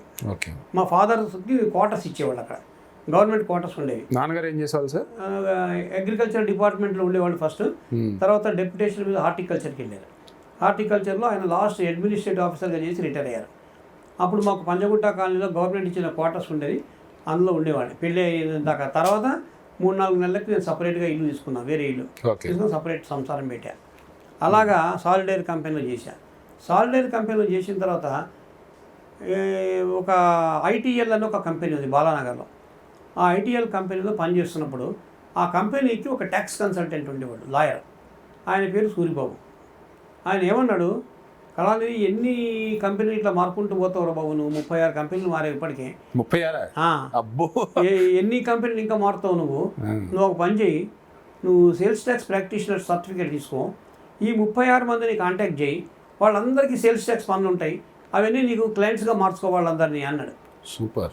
అంటే నేనేం చేసి అప్పటికప్పుడు ఒక అప్లికేషన్ రాసేసి కమిషనర్కి నా ఒరిజినల్ డిగ్రీ సర్టిఫికేటు, తర్వాత 50 రూపాయల ఫీజు, 50 రూపాయల ఫీజు, ఫోటోగ్రాఫ్లు అవన్నీ పెట్టి ఒక కవర్లో పెట్టి సూరిబాబు గారికి ఇచ్చి సార్ మీరు మీ ఫాదరే కదా జాయింట్ కమిషనర్ కమర్షియల్ ట్యాక్సెస్, కొంచెం మీ ఫాదర్కి చెప్పించి నాకు సర్టిఫికేట్ వచ్చేలాగా చేయండి అంటే, సరే చేస్తాను అది తీసుకొని కవర్ తీసుకొని బ్యాగ్లో పెట్టుకున్నాడు, సూట్ కేసులో పెట్టుకున్నాడు. దగ్గర 9 నెలలు అయింది. అతి లేదు గతి లేదు దానికి. ఓ రోజున సూరిబాబు గారు ఆఫీస్లో కూర్చుంటే ఆయన ఏం చేశాడు, ఏదో వెతుకుతున్నాడు ఏదో ఒక కాగితం దొరకట్లేదు. ఇంకా ఆయన కోపం వచ్చి సూట్ కేసు మొత్తాన్ని ఇలా బోర్లా పడేసి దులుపుతుంటే ఈ కవర్ బయటపడింది. కవర్లోంచి నా 3 ఫోటోలు బయటకు వచ్చినాయి. నేను ఎదుర్కొంటానే కూర్చున్నప్పుడు నేను నా ఫోటోలు ఎదుర్కొంటా రాగానే వెంటనే కవర్ తీసుకున్నా, ఇదేంటి నా ఫోటోలు వచ్చినాయని. లోపల చూస్తే నా అప్లికేషన్ ఫామ్ కమిషనర్కి ఇవ్వమని ఇచ్చిన కమిషనర్. ఆయన ఏమో నాకు అబద్ధాలు చెప్పాడు, నేను ఆల్రెడీ సబ్మిట్ చేశా, జీవో వస్తుంది, ప్రొసీడింగ్స్ అవుతున్నాయి అని అబద్ధాలు చెప్పాడు. హరప్ప మోహన్జదారు నాగరికతలో బయటపడ్డట్టుగా మన సొసైటీలో తవ్వుతోటి ఇటువంటి వస్తూనే ఉన్నాయి. అప్పుడు సార్ ఇదేంటి సార్ నాకు ఇట్లా చేశారు మీరు, నేనైనా సబ్మిట్ చేసుకునేవాడిని కదా సార్, ఏదో మీ ఫాదర్ తెలిసిన వాళ్ళు అని చెప్పి నేను మీకు చెప్తే, ఆయన ఇంకోటి ఏంటంటే మా ఫాదర్ ఆ సూరిబాబుకి ట్యూషన్ చెప్పారు. మా ఫాదర్ వాళ్ళ సొంత స్టూడెంట్ ఆయన, శిష్యుడు గురువు కొడుకి మాత్రం కూడా చేయలే. సరే దాని తర్వాత నేనే తీసుకుపోయి సబ్మిట్ చేశాను కమిషనర్కి. కమిషనర్ దగ్గర ఇంటర్వ్యూ తీసుకున్నాను, పర్సనల్గా రిక్వెస్ట్ చేశాను, చేస్తే సర్టిఫికేట్ వచ్చేసింది. సర్టిఫికేట్ వచ్చిన తర్వాత ఇంకా ఆటోమేటిక్గా ఇంటి ముందు బోర్డు పెట్టా, సేల్స్ ట్యాక్స్ ప్రాక్టీషనర్. బోర్డు పెట్టి నేనే మేకు కొట్టుకుంటున్నా సార్, మేకు కూడా నేనే కొట్టుకుంటుంటే ఒకడు వచ్చాడు, సార్ నాకు బ్యాలెన్స్ షీట్ వేసి ఇస్తారా, లోన్ తీసుకోవాలి అన్నాడు. స్టార్టింగ్ ఫస్ట్ నేను అన్నా 500 రూపాయలు అవుతున్నాను, వాడు అన్నాడు 50 రూపాయలు ఇస్తా అన్నాడు సార్. 50 రూపీస్ ఇస్తా అన్నాడు. సరే ఫస్ట్ కేసు వీడే కదా, వాడి పేరు రాజు. అరే నీదే కదా బోర్డు, ఫస్ట్ బోర్డు కొట్టేటప్పుడు 50 రూపీస్ తేమ్మన్నా, 50 తీసుకున్నా, వాడికి బ్యాలెన్స్ షీట్ వేసి ఇచ్చా. సో ఆ రాజుతో ఇంకా ఈ గోపాలకృష్ణ రాజు అయ్యాడు. ఓకే. సరే అక్కడి నుంచి స్టార్ట్ అయింది. తర్వాత మెల్లమెల్లగా కేసులు చేసుకోవడం, సేల్స్ ట్యాక్స్ రిజిస్ట్రేషన్ ఎక్కువ ఉండేవి నాకు, రిజిస్ట్రేషన్ తర్వాత అసెస్మెంట్స్ ఇలాగ చేసుకుంటూ పోయేవాడిని. అశోక్ నగర్ చుట్టుపక్కలంతా నేను ఫేమస్. అశోక్ నగర్, చిక్కడపల్లి, అమీర్పేట ఎక్కడ చూసినా. ఆఫీస్ ఎక్కడ పెట్టేవాళ్ళు అప్పుడు? అక్కడ అశోక్ నగర్ బస్ స్టాప్ ఎదురుకుండా చిన్న ఆఫీస్ ఉండేది, 170 రూపాయలు రెంట్. ఓకే. చిన్నది మేడం మీద పెట్టి అక్కడికే క్లయింట్స్ వచ్చేసేవాడు అనమాట. పంజాగుట్లో ఉంటూ ఇక్కడ ఆఫీస్ వచ్చి, నేను అప్పుడు పంజాగుట్ నుంచి దోమలగూడకి షిఫ్ట్ అయినా. దోమలగూడ అశోక్ నగర్ పక్కనే కాబట్టి దోమలగూడ షిఫ్ట్ అయినా కాబట్టి అశోక్ నగర్లో ఆఫీస్ పెట్టుకున్నా. క్లయింట్స్ వచ్చేవాళ్ళు, చేస్తుండేవాళ్ళు, బాగానే ఉంది. కాకపోతే ప్రాబ్లం ఎక్కడ వచ్చిందంటే అక్కడ కూడా అప్పీల్స్ ఉండేవి, సేల్స్ ట్యాక్స్ అప్పీల్స్ అనేవి ఉండేవి. అవి ట్రిబ్యునల్లో ఫైల్ చేయాలి. ఆ ట్రిబ్యునల్లో ఫైల్ చేయాలంటే ట్రిబ్యునల్లో అడ్వకేట్స్ ఉంటారు అక్కడ, ఎందుకంటే కొంచెం హెవీ మ్యాటర్స్ ఉంటాయి కదా. సేల్స్ ట్యాక్స్ మ్యాటర్స్ చేయడానికి అడ్వకేట్స్ వచ్చేవాడు. వాళ్ళు నల్ల కోటు, గౌను, బ్యాండ్స్, వాళ్ళ వ్యవహారం అది. మాకేమో ట్యాక్స్ ప్రాక్టీషనర్కి ఒక కోటు, కలర్ కోటు, టై కట్టుకోవాలి, డ్రెస్ కోడ్ మాది. అది కట్టుకొని అక్కడ కూర్చుంటే అక్కడ ఏంటి బిల్డప్ అంటే వాళ్ళ అడ్వకేట్స్ బిల్డప్ ఏంటంటే వీడు ఓన్లీ ఎస్టీపీ, డిస్క్రిమినేషన్ అక్కడ, వీడు ఓన్లీ ఎస్టీపీ అని చెప్పేసి ఆ బెంచ్ క్లర్క్ కూడా మేమంటే అలుసు, జడ్జికి అలుసు మేము. ఇట్లా ఉండేది మా పరిస్థితి. అప్పుడు నాకు అనిపించింది, సరే వాళ్ళ ఆర్గ్యుమెంట్స్ విన్నా, ఆ ట్యాక్స్ ప్రాక్టీషనర్స్ అడ్వకేట్ల ఆర్గ్యుమెంట్స్ విన్నా, అంత తెలుగు మాట్లాడుతున్నారు, ఒకరికి సరిగ్గా ఇంగ్లీష్ లేదు. నేనేమనుకున్నా అంతదాకా నా ఇంప్రెషన్ ఏంటంటే, మీరందరూ చెప్పే కదా ఒక ఇంటర్వ్యూలో, ఎన్టీ రామారావుని ఊహించుకున్నా, లాయర్ విశ్వనాథ్ ఆ రకంలో ఉంటుంది ఆర్గ్యుమెంట్స్ ఎన్టీ రామారావు లాగా. అది మనకెక్కడ వస్తుంది, మనం ఏం చేయగలం ఆ ప్రాక్టీస్ అనుకున్నా. వీళ్ళని చూసిన తర్వాత అనుకున్నా ఇంతేనా అడ్వకేట్ అంటే అని అనుకొని అప్పుడు 1989-90లో మధ్యలో ఒక ప్రైవేట్ కాలేజీకి వెళ్ళి, బాగ్లింగంపల్లి దగ్గర ఒక కాలేజ్ ఉంది, వాళ్ళ ద్వారా నేను ఎల్ఎల్బి కట్టా. ఇక్కడ పర్భని. అప్పుడు ఎంట్రన్స్ టెస్ట్లు ఏమి ఉండేవి కదా? ఏవి entrance test interest Maharashtra. Okay. అది కూడా అంటే 33 క్వశ్చన్లే. ఆ 33 క్వశ్చన్లు కూడా మేము చదివి వచ్చేవాళ్ళం కాదు. ట్రైన్ ఎక్కిన తర్వాత ఎగ్జామ్ రాయడానికి ట్రైన్ ఎక్కిన తర్వాత ఆ బెర్త్ మీద కూర్చొని బుక్ తీసేవాడిని. ఆ 33 క్వశ్చన్లు ఏంటో చూద్దామని. ప్రైవేట్ యూనివర్సిటీ లేదంటే గవర్నమెంట్? మరాఠవాడ గవర్నమెంట్దే. గవర్నమెంట్. ఔరంగాబాద్ యూనివర్సిటీ. అంటే మీది డిస్టెన్స్ ఎడ్యుకేషన్ అంట? కాలేజీకి వెళ్ళాలి మేము, అటెండెన్స్ వేయాలి కదా అక్కడ వెళ్ళి. కాలేజ్ ఎక్కడెక్కడ సిటీలో? మహారాష్ట్ర పర్భని. ఎప్పుడు వెళ్ళేవారు మరి? డబ్బులు ఇచ్చి అటెండెన్సే, ఇక వెళ్ళటం ఏంటి అక్కడ? డబ్బులు ఇచ్చి అటెండెన్స్ పడిపోతుంది అక్కడ. లాయర్ అవ్వడానికి ముందే మొత్తం లాయర్ తెలివే. లాయర్ తెలియదు సార్, ఏం చేద్దాం అక్కడ వాళ్ళు పాలసీ అంతే. ఇంత డబ్బులు ఇచ్చేసి మీకు అటెండెన్స్ వేస్తారు. ఓకే. అటెండెన్స్ వేయించేసుకునేవాడిని, పోయాను, ఎగ్జామ్ రాసేసాను, పాస్ అయిపోయినా. ఎగ్జామ్ అంతా ఇంగ్లీషా మరాఠీ లేదా తెలుగు? అంతా ఇంగ్లీషే. ఓకే. అంతా ఇంగ్లీషే. పాస్ అయిపోయాను. అప్పుడు ఆ బ్యాచ్లంతా ఎంతమంది, హైదరాబాద్ నుంచి కొన్ని వందల మంది అక్కడ బయలుదేరారు. అంతా ట్రైన్ నిండా మా వాళ్ళే, ఆంధ్ర వాళ్ళే అందరూ. ఆర్మీ ఎగ్జామ్స్ అట్లా ఉండేది ఎగ్జామ్స్. సరే పోయినాము. ఆ మధ్యలో ఈ బాబ్రీ మస్జిద్ కూలగొట్టడం, ఆ గొడవలు, దాంట్లో నా హీరోయిజం అవన్నీ ఒక వీడియోలో చెప్పేసాను మీకు నేను ఇంతకుముందే. సరే మొత్తానికి ఎల్ఎల్బి అయిపోయింది, అడ్వకేట్గా ఎన్రోల్ చేసుకున్నా. 1992లో ఎన్రోల్మెంట్ అయిపోయింది. ఓకే. ఇక 93 సెన్సేషనల్ కేసు. ఫస్ట్ స్టార్టింగే 92లో ఎన్రోల్మెంట్, 93 రెండు సెన్సేషనల్ కేసు 93లో. సో బార్ కౌన్సిల్లో నోట్ చేసుకున్నటువంటి కొద్ది రోజులకి ఎలా వచ్చింది కేసు మరి మీ దగ్గరికి? ప్రాక్టీస్ సేల్స్ ట్యాక్స్ కేసులు చేసేవాడిని కదా. ఓకే. అందులో ఒక అతను ఉన్నాడు సూపరింటెండెంట్. నేను కోర్టు వేసుకుని ఆ సేల్స్ ట్యాక్స్ ఆఫీసులకు వెళ్ళేవాడిని. వాళ్ళకి తెలిసిపోయింది ఇంకా నేను అడ్వకేట్ అయిపోయినాను. నాకు ఒక కేసు ఇచ్చారు సార్. అదేంటంటే నిజామాబాద్లో గండి మాసాయిపేట అనే ఒక ఊరు ఉంది. గండి మాసాయిపేటలో చేపల చెరువులు ఉన్నాయి. ఆ చేపల చెరువులో వీళ్ళు మత్స్యకారులు ఉంటారు కదా, వాళ్ళల్లో 2 గ్రూపులు ఉన్నాయి. ఒక గ్రూప్ వాళ్ళు విత్తనాలు వేశారు, చేపలు వేశారు, చిన్న పిల్లల్ని వేశారు, చేపల పిల్లల్ని వేసిన తర్వాత అదర్ గ్రూప్ వాళ్ళు ఏం చేశారు, అక్కడ ఉన్నటువంటి అసిస్టెంట్ డైరెక్టర్ని పట్టుకొని అసిస్టెంట్ డైరెక్టర్ ఫిషరీస్ పట్టుకొని ఇది తెచ్చుకున్నారు, ప్రొసీడింగ్స్ తెచ్చుకున్నారు. ఈ చేప పిల్లల్ని తీయడానికి లేదు అని. చేప పిల్లలు పెద్దవైపోయినాయి. వీళ్ళు డబ్బులు ఖర్చు పెట్టి ఫుడ్ వేశారు, అన్నీ చేశారు. ఎప్పుడైతే పిల్లలు పెద్దవైపోయినాయో వాటిని ఇంకా తీయాలి బయటికి. ఆ టైంలో స్టే వచ్చింది. అందుకని ఆ స్టే వెకేట్ చేయించాలంటే హైకోర్టులో రిట్ వేయాలి. ఆ రిట్ కోసం నా దగ్గరికి వచ్చారు.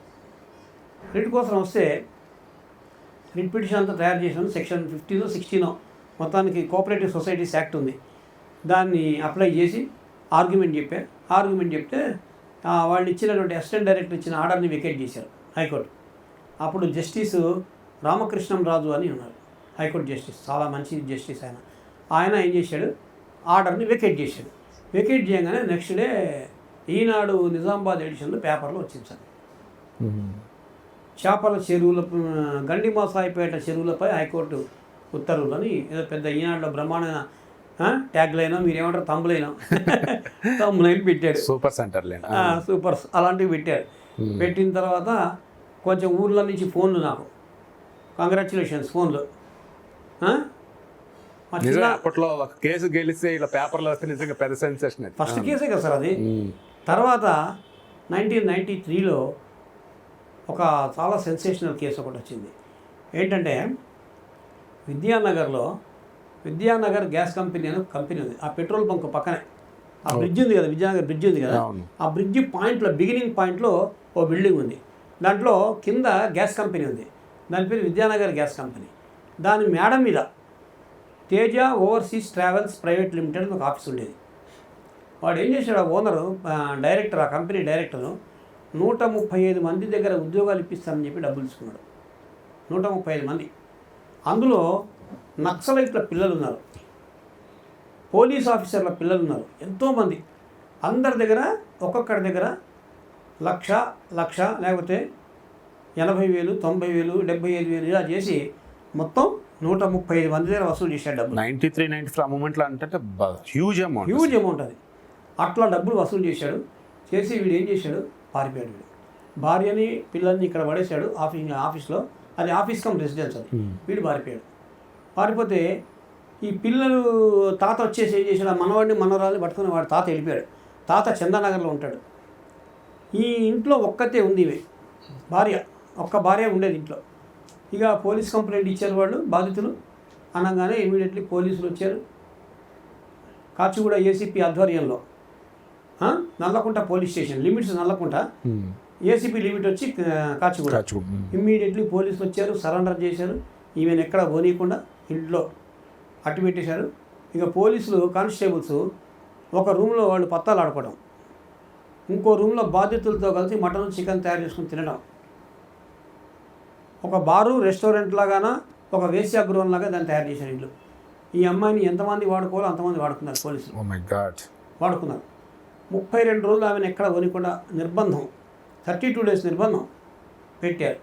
పెడితే అప్పుడు వాళ్ళు ఏం చేశారు, బిహెచ్ఈఎల్లో యూనియన్ ఉందిగా ఒకటి, వర్కర్స్ యూనియన్.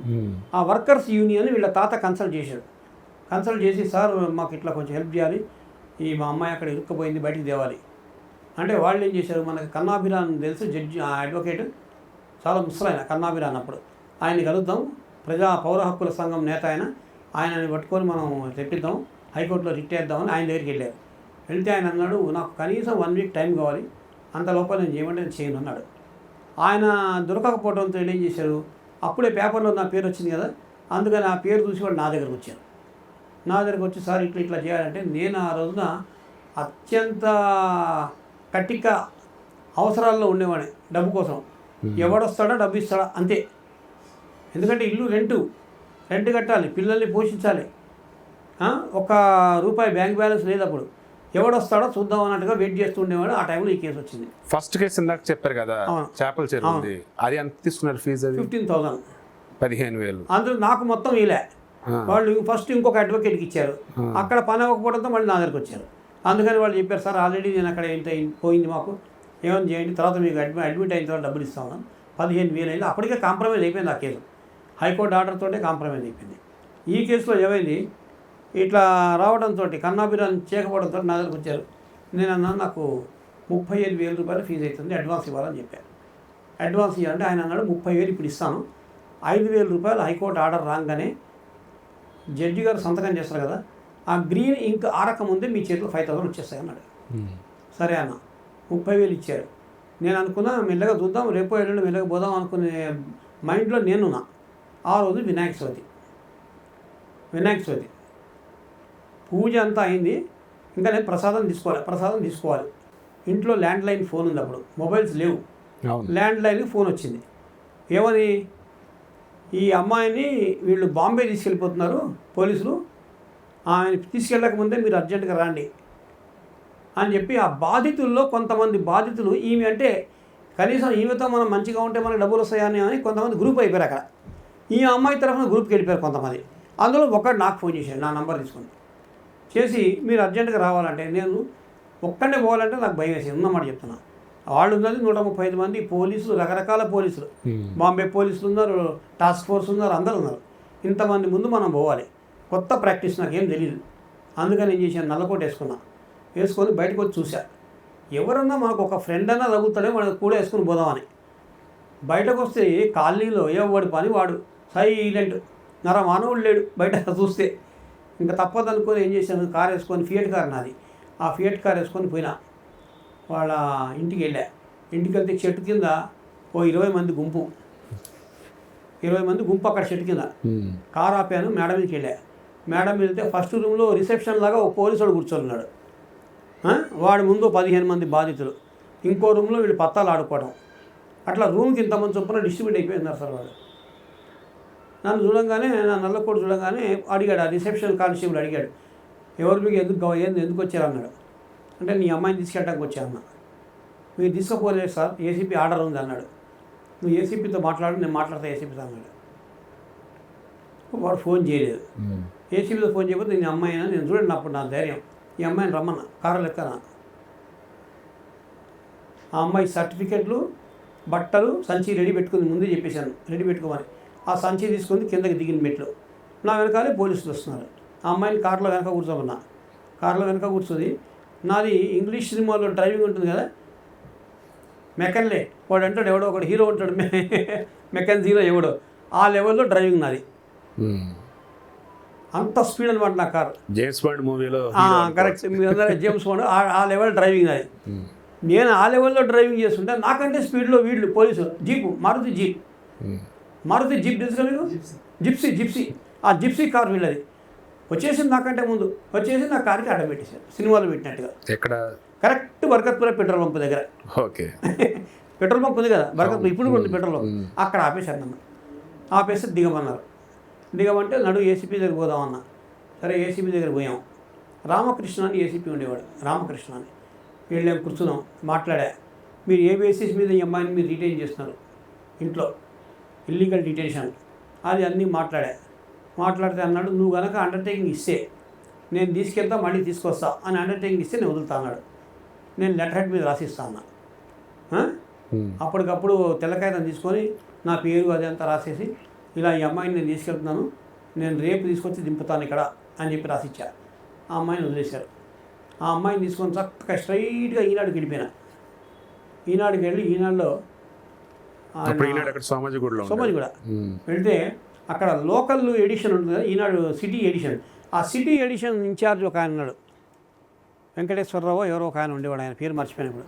ఆయన దగ్గర కూర్చొని, సార్ జరిగింది ఇది, నేను ఫలానా మూర్తి గారు అబ్బాయిని, మూర్తి గారు తమ్ముడు, నేను మూర్తి గారు మీ దగ్గర అకౌంటెంట్, ఇది నాకు జరిగింది, ఇది ఇట్లా ఎమర్జెన్సీ ఉంది, ఈ అమ్మాయి లైఫ్కి ఉంది అని చెప్పగానే ఇమ్మీడియట్లీ ఫోటోగ్రాఫర్ని రమ్మన్నాడు ఆయన. అరే ఈ అమ్మాయి ఒక ఫోటో తీరా అన్నాడు. వాడు ఫోటో తీశారు. స్టోరీ అంతా నేను చెప్పింది ఎడిటర్కి చెప్పారు. ఒక జర్నలిస్ట్ వచ్చి అంతా సబ్ ఎడిటర్ రాసుకున్నాను డీటెయిల్స్. సరే అమ్మాయిని తీసుకెళ్ళి వాళ్ళ నాన్న దగ్గర దింపేశా. వాళ్ళ నాన్న దగ్గర దింపేసి నేను ఇంటికి వెళ్ళిపోయినా. నెక్స్ట్ డే మార్నింగ్ ఈనాడు బాక్స్ ఐటమ్ సిటీ ఎడిషన్లో అల్లుడు చేసిన మోసానికి పోలీసుల వేధింపులు, మా అమ్మ చలమారెడ్డి ఆవేదన. కరెక్ట్గా పెట్టున్నారు. కరెక్ట్గా 4 పథకాల బాక్స్ ఐటమ్ పెట్టాడు సార్. అందులో ఈ రామకృష్ణ ఎలా పోలీసులు ఎలా వేధించారు, రామకృష్ణ ఎలా వార్నింగ్ ఇచ్చాడు నాకు, ఇవన్నీ రాశాడు. పేపర్లో వచ్చేసింది. నాకు ఇంటికి 7 గంటలకు ఫోన్, ల్యాండ్లైన్ ఫోన్ మా ఇంటికి. అరే బిడ్డ వస్తావా నువ్వు ఒకసారి పోలీస్ స్టేషన్కి ఆ అమ్మాయిని తీసుకొని. కాచిగూడ ఏసీపీ అప్పుడు రామకృష్ణ వస్తావు ఒకసారి అమ్మాయిని తీసుకొని అంటే, ఆ అమ్మాయి లేదు సార్ నా దగ్గర లేదు, అమ్మాయిని వాళ్ళ ఇంట్లో దింపేశానన్న. ఆ అమ్మాయిని ఎప్పుడైతే ఫోన్ వచ్చిందో ఇదేదో రిస్క్ ఉందిరా బాబు అని చెప్పి ఆ అమ్మాయిని తీసుకొని చక్కగా స్ట్రైట్గా హైకోర్టుకి వెళ్ళిపోయినా. మీరందరికీ అనుభవాలు చెప్పమని. హైకోర్టులో 9 గంటలకల్లా హైకోర్టులో ఉన్నా. హైకోర్టులో అక్కడ ఒక వెనకాల బాత్రూమ్ల దగ్గర ఒక రూమ్ ఉంది. అక్కడ ఈ టైపిస్టులు కొంతమంది కూర్చొని కొట్టుకుంటూ ఉంటారు, పాత టైప్ మిషన్లు పెట్టుకొని అక్కడ కూర్చొని నేను డిక్టేషన్ ఇవ్వడం. శాస్త్రి అని ఒక టైపిస్ట్ ఉండేవాడు. ఆ శాస్త్రి ఎవడంటే ఐరన్ లెగ్ శాస్త్రి అన్న, సొంత అన్న. ఐరన్ లెగ్ శాస్త్రి తెలుసు కదా, ఆయన సొంత అన్న శాస్త్రి.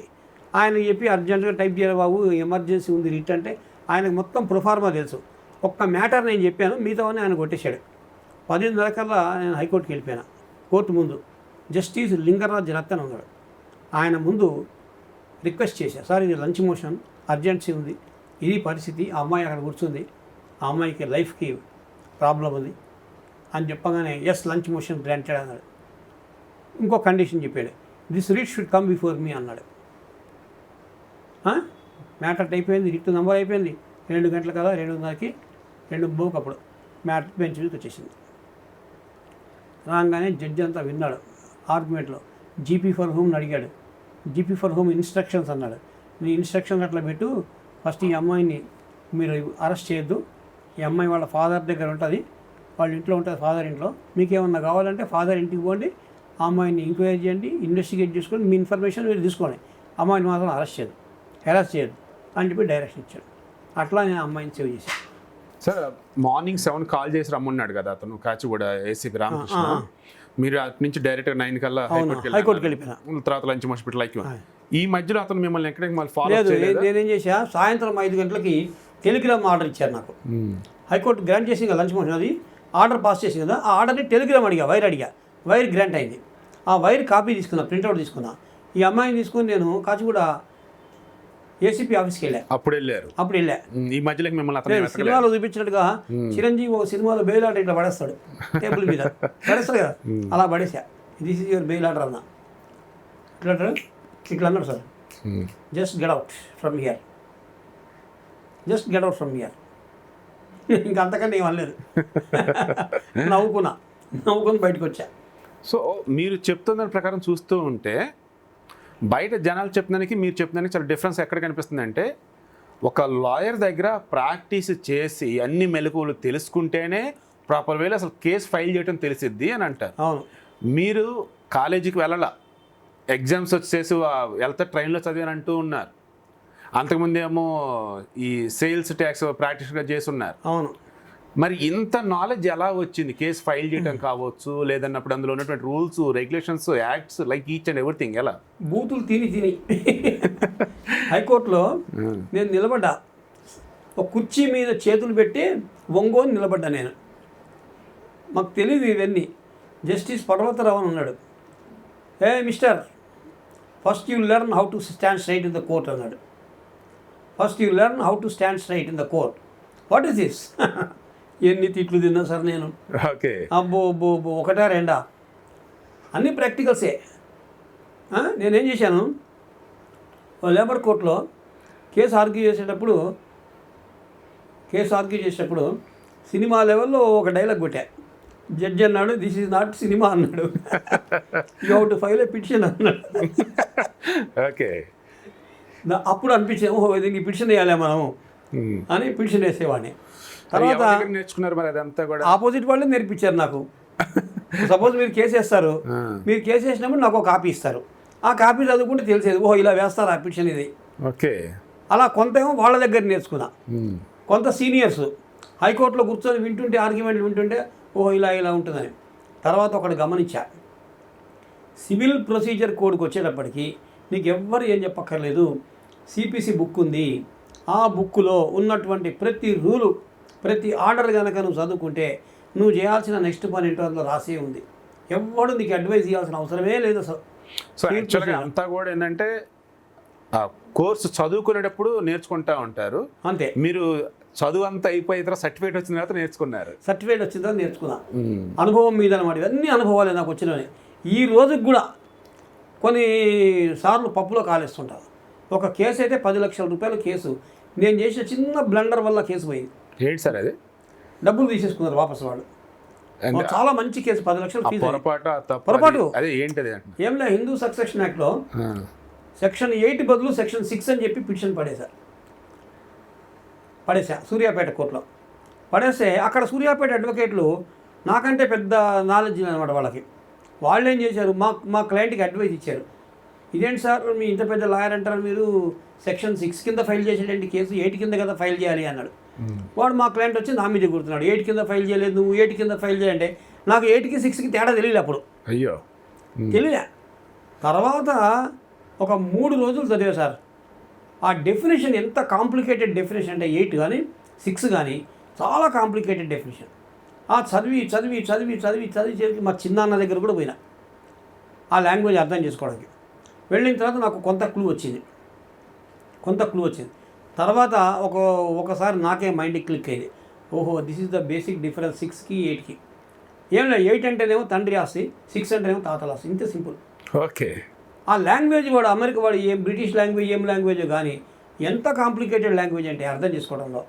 దానివల్ల నేను మిస్టేక్ చేసి 6 కింద ఫైల్ చేశాను. మా పార్టీ ఏమన్నాడు, నీకు ఇదే తెలియదు, 6కి 8కి తేడా తెలియదు, ఇంకా నువ్వేం చెప్తారు మా కేసు, నా డబ్బులు నాకు ఇచ్చేయి. సెక్షన్ 8 వచ్చేసి తండ్రి, సెక్షన్ 8 తండ్రి ఆస్తి, తండ్రి చచ్చిపోతే పిల్లలకు సమానంగా వస్తుంది. 6 ఏమో తాతల ఆస్తి. ఇంతే. ప్రాక్టికల్గా మాట్లాడితే ఇంత సింపుల్ అది.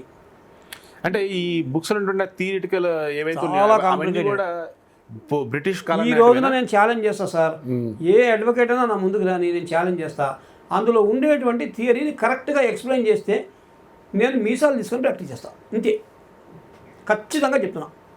అది ఎవడో గురువు చెప్పాడు, ఇది ఫాదర్ ప్రాపర్టీ అయితే ఈ సెక్షను, తాతల ప్రాపర్టీ అయితే ఈ సెక్షన్, అది జనరల్గా చెప్పుకున్నారు తప్ప ఆ డెఫినేషన్ చదివి అర్థం చేసుకునేవాడు ఎవరు లేడు. నాకే అర్థం కాలే ఆ డెఫినేషన్, అంత కాంప్లికేటెడ్ డెఫినేషన్ అది సక్సెషన్ యాక్ట్లో. సో రామానుజం కానీ ఒక మ్యాథ్స్ సంబంధించి ఏదో ఒక ఫార్ములా కానీ పెడతాడు, అంటే దానికి సంబంధించి మొత్తం ఎక్స్ప్లెయిన్ చేసుకుంటూ వెళ్ళటానికి చాలా కష్టం అంటారు. అవును.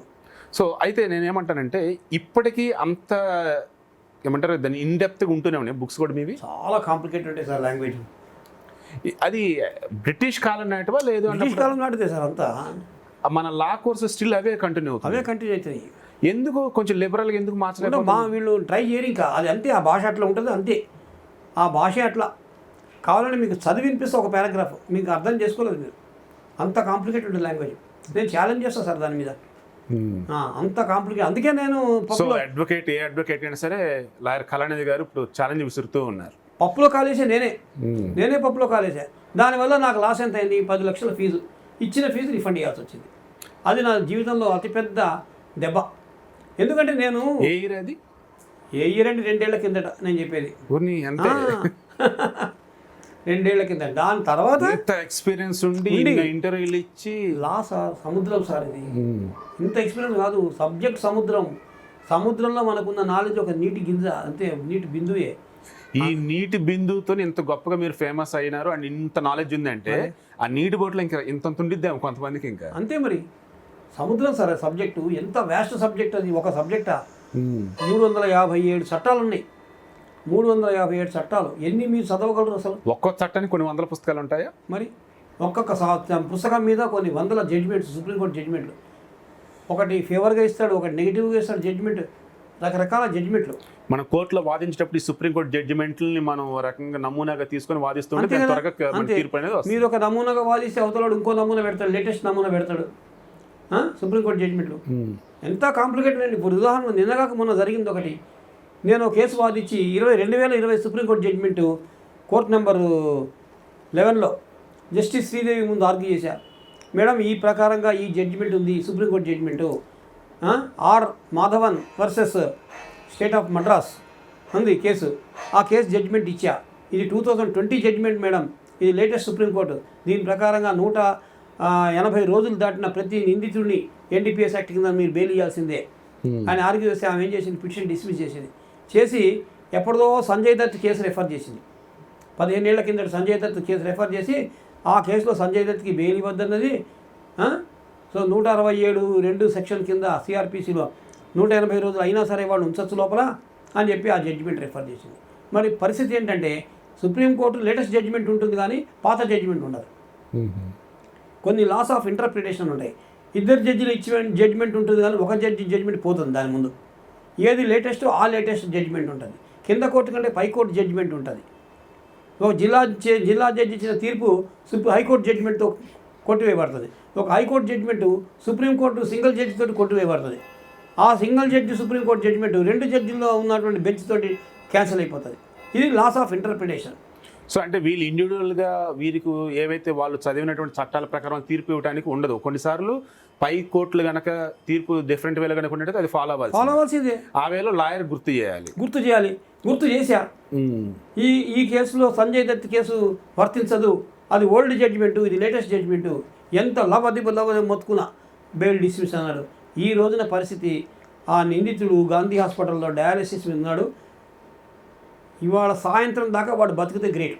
అయ్యో, అంత క్రిటికల్ కండిషన్లో ఉన్నాడు. మనుషుల జీవితాలతో ఆటలన్నమాట ఇవన్నీ. అంటే సాఫ్ట్వేర్లు ఎప్పటికప్పుడు అప్డేట్ అవ్వాలని ఉంటూ ఉంటారు కానీ వాళ్ళ తాతలో రకం మీరు లాగు ప్రకారం చెప్పాలంటే ఏమంటారు? సాఫ్ట్వేర్ వాళ్ళు ఎప్పటికప్పుడు కొత్త కోర్సులు నేర్చుకోవాలని అంటూ ఉంటారు. మీరు రకం చెప్పాలంటే వాళ్ళ తాతలు మీరు అంటే ఎప్పటికప్పుడు ప్రతి క్షణం కూడా నేర్చుకుంటూనే ఉండాలి సార్. ఇది ఏ కోర్టులో సిగ్గుపడేది ఏం లేదు. అయ్యో నేను నాకు రాదే, ఇట్లా నాది ఓడిపోయినా అని ఉండదు. 24 గంటలు నేర్చుకుంటూ ఉండాలి సార్. మీరు ఒక లాయర్ దగ్గరికి వెళ్తే ఆ రూమ్ నిండా పుస్తకాలు కనిపిస్తూ ఉంటాయి. వాటన్నింటిలో కూడా కొన్ని తీర్పులవి, కొన్ని చట్టాలవి, లైక్ మొత్తం ఇదేనా? ప్రతిరోజు స్టూడెంటే సార్ నేను పొగరపడితే కాదు, ఏదైనా పీకులు కానీ నేను పెద్ద బుడింగ్ కానీ అంటే కాదు, తోపు కాదు. నేను ఆర్డినరీ స్టూడెంట్, లా స్టూడెంట్. ఇంకో 100 సంవత్సరాలు అయిన తర్వాత అయినా సరే లా ఒక సామాన్యుడికి అర్థమయ్యేలాగా ఉండిద్దా? 100 సంవత్సరాలు అయిన తర్వాత మీరు ఓ 20 సంవత్సరాలు కష్టపడితే చాలు సార్. నేను అలా కాదు, నేను తెలుసుకోవటం చదవటానికి కాదు. మన పుస్తకాలు అంటారా మారుతాయా మారవా అంటారా? మన పుస్తకాలు అవన్నీ మారవు. ఇప్పటికి ఎన్ని ఏళ్ళు అయిందండి? 1857 నుంచి అదే బుక్కులు కదా. 1857 నుంచి ఇప్పుడు అవే ఫాలో అవుతున్నాం కదా మనం. నేను అన్నా మన దగ్గర డ్రాఫ్ట్ చేసే దమ్ము ఉన్నవాడు ఎవరు లేడు సార్. డ్రాఫ్టర్స్ లేరు. మంచి లా డ్రాఫ్ట్ చేద్దాం లేదు, తెలుసా? ఎందుకు మనకు వచ్చిన రిస్క్ అవే ఫాలో అయిపోతాయి అంతే. That's all. కళ్ళు మూసుకొని ఆర్డర్ పాస్ చేయడం అంతే. కొత్తగా ట్రై చేద్దాము, మనం ఏదో ప్రయత్నిద్దామని లేదు. మీరు ఇందాక చెప్తున్నప్పుడు రెండో కేసుకు సంబంధించి అదే అమ్మాయి కాచిగూడ కేసు రూపాయి వస్తే బాగుండని ఎదురు చూస్తున్నాను నేను అన్నారు కదా, మీరు అప్పటికే ఈ సేల్స్ ప్రాక్టీషనర్గా చేసి ఉన్నారు కదా, అండ్ ఆ తర్వాత లాయర్ కూడా అయ్యారు కదా, మరి మధ్యలో ఇంకా ఆ చుట్టుపక్కల వాళ్ళందరికీ మీరు బాగా పరిచయం అండ్ మీ దగ్గరికి వస్తున్నారు అప్పుడు అన్నారు కదా, ఆ తర్వాత వాళ్ళు ఎంత ఏమైపోయారు అండ్ మోర్ ఓవర్ మీరు చేయలేదా సేల్స్ ట్యాక్స్ అంటే రిలేటెడ్? వాళ్ళు ఏంటంటే రిజిస్ట్రేషన్ చేయించుకునేవాడు సార్. ఒక రిజిస్ట్రేషన్కి 1500 ఇచ్చేవాడు సార్. అయిపోతే ఇంకా వాడు మన దగ్గర రారనమాట. రిజిస్ట్రేషన్ అయిపోతే వాడు వెళ్ళిపోయినట్టే మన దగ్గర నుంచి. ఓకే. వాడు అసెస్మెంట్స్ చేయించుకోవాలని రూల్ ఏం లేదు. వాడే ఇంటి దగ్గర వాడే చేసుకుంటాడు. లేకపోతే డిపార్ట్మెంట్లో 500 ఇచ్చేస్తే డిపార్ట్మెంట్ వాళ్ళే అసెస్మెంట్ చేసేస్తారు. అంటే వన్స్ లాయర్ అయిన తర్వాత కూడా ఈ సేల్స్ ట్యాక్స్ ప్రాక్టీషనర్ రిలేటెడ్ అవి కూడా చేస్తూ ఉండేవాళ్ళ? చేస్తుండేవాడు. కానీ ఏమైందంటే మంచిగా చేస్తుండేవాడు, బాగుండేది ప్రొఫెషన్. అనవసరంగా ఒక డీసీటీఓని నేను ఏసీబీలో ట్రాప్ చేయించి పట్టించాను. అక్కడి నుంచి నాకు పతనం స్టార్ట్ అయింది. డిప్యూటీ కమర్షియల్ ట్యాక్స్ ఆఫీసర్ వాడిని నేను ట్రాప్ చేయించి ఏసీబీకి పట్టించాను. ఓకే. అంతే, అదే లాస్ట్. ఇంకా దాని తర్వాత నా పతనం స్టార్ట్ అయిపోయింది ఏసీబీ సేల్స్ ట్యాక్స్లో. ఎందుకంటే మొత్తం డిపార్ట్మెంట్ ఒకటి అయిపోయింది. ఎక్కడికి పోయినా సరే నేను, అరే ఈయనేరా పట్టించింది డీసీటీఓ, జాగ్రత్తగా ఉండు వీటితోటి. నన్ను ఎంటర్టైన్ చేసేవాళ్ళు కాదు. ఏమన్నా వేవిల్స్ అడిగినా కూడా ఫస్ట్ ఈయనకి ఇచ్చి పంపించేసి, ఈయన మన దగ్గర వద్దు, ఈయన పంపించేసేయండి ఫస్ట్. అట్లా మా ఫాదరే లైక్ చేయలేదు నన్ను. మా ఫాదర్ గవర్నమెంట్ సర్వెంటే కదా, అరే వాడు పొట్ట ఎందుకు కొట్టేవరా నువ్వు అని మా ఫాదర్ అంటారు నన్ను. జీతం వస్తుంది కదా, జీతం వస్తే మళ్ళీ ఎక్స్ట్రా డబ్బులు ఎందుకు? మరి పొట్ట బాగా పెరుగుతుంది నాన్న, అందుకే నేను పంపించానంటే అయిపోయి. సరే అయిపోయింది. అక్కడికి ఇంకా నేను సేల్స్ ట్యాక్స్ క్లోజ్ చేసుకున్నా.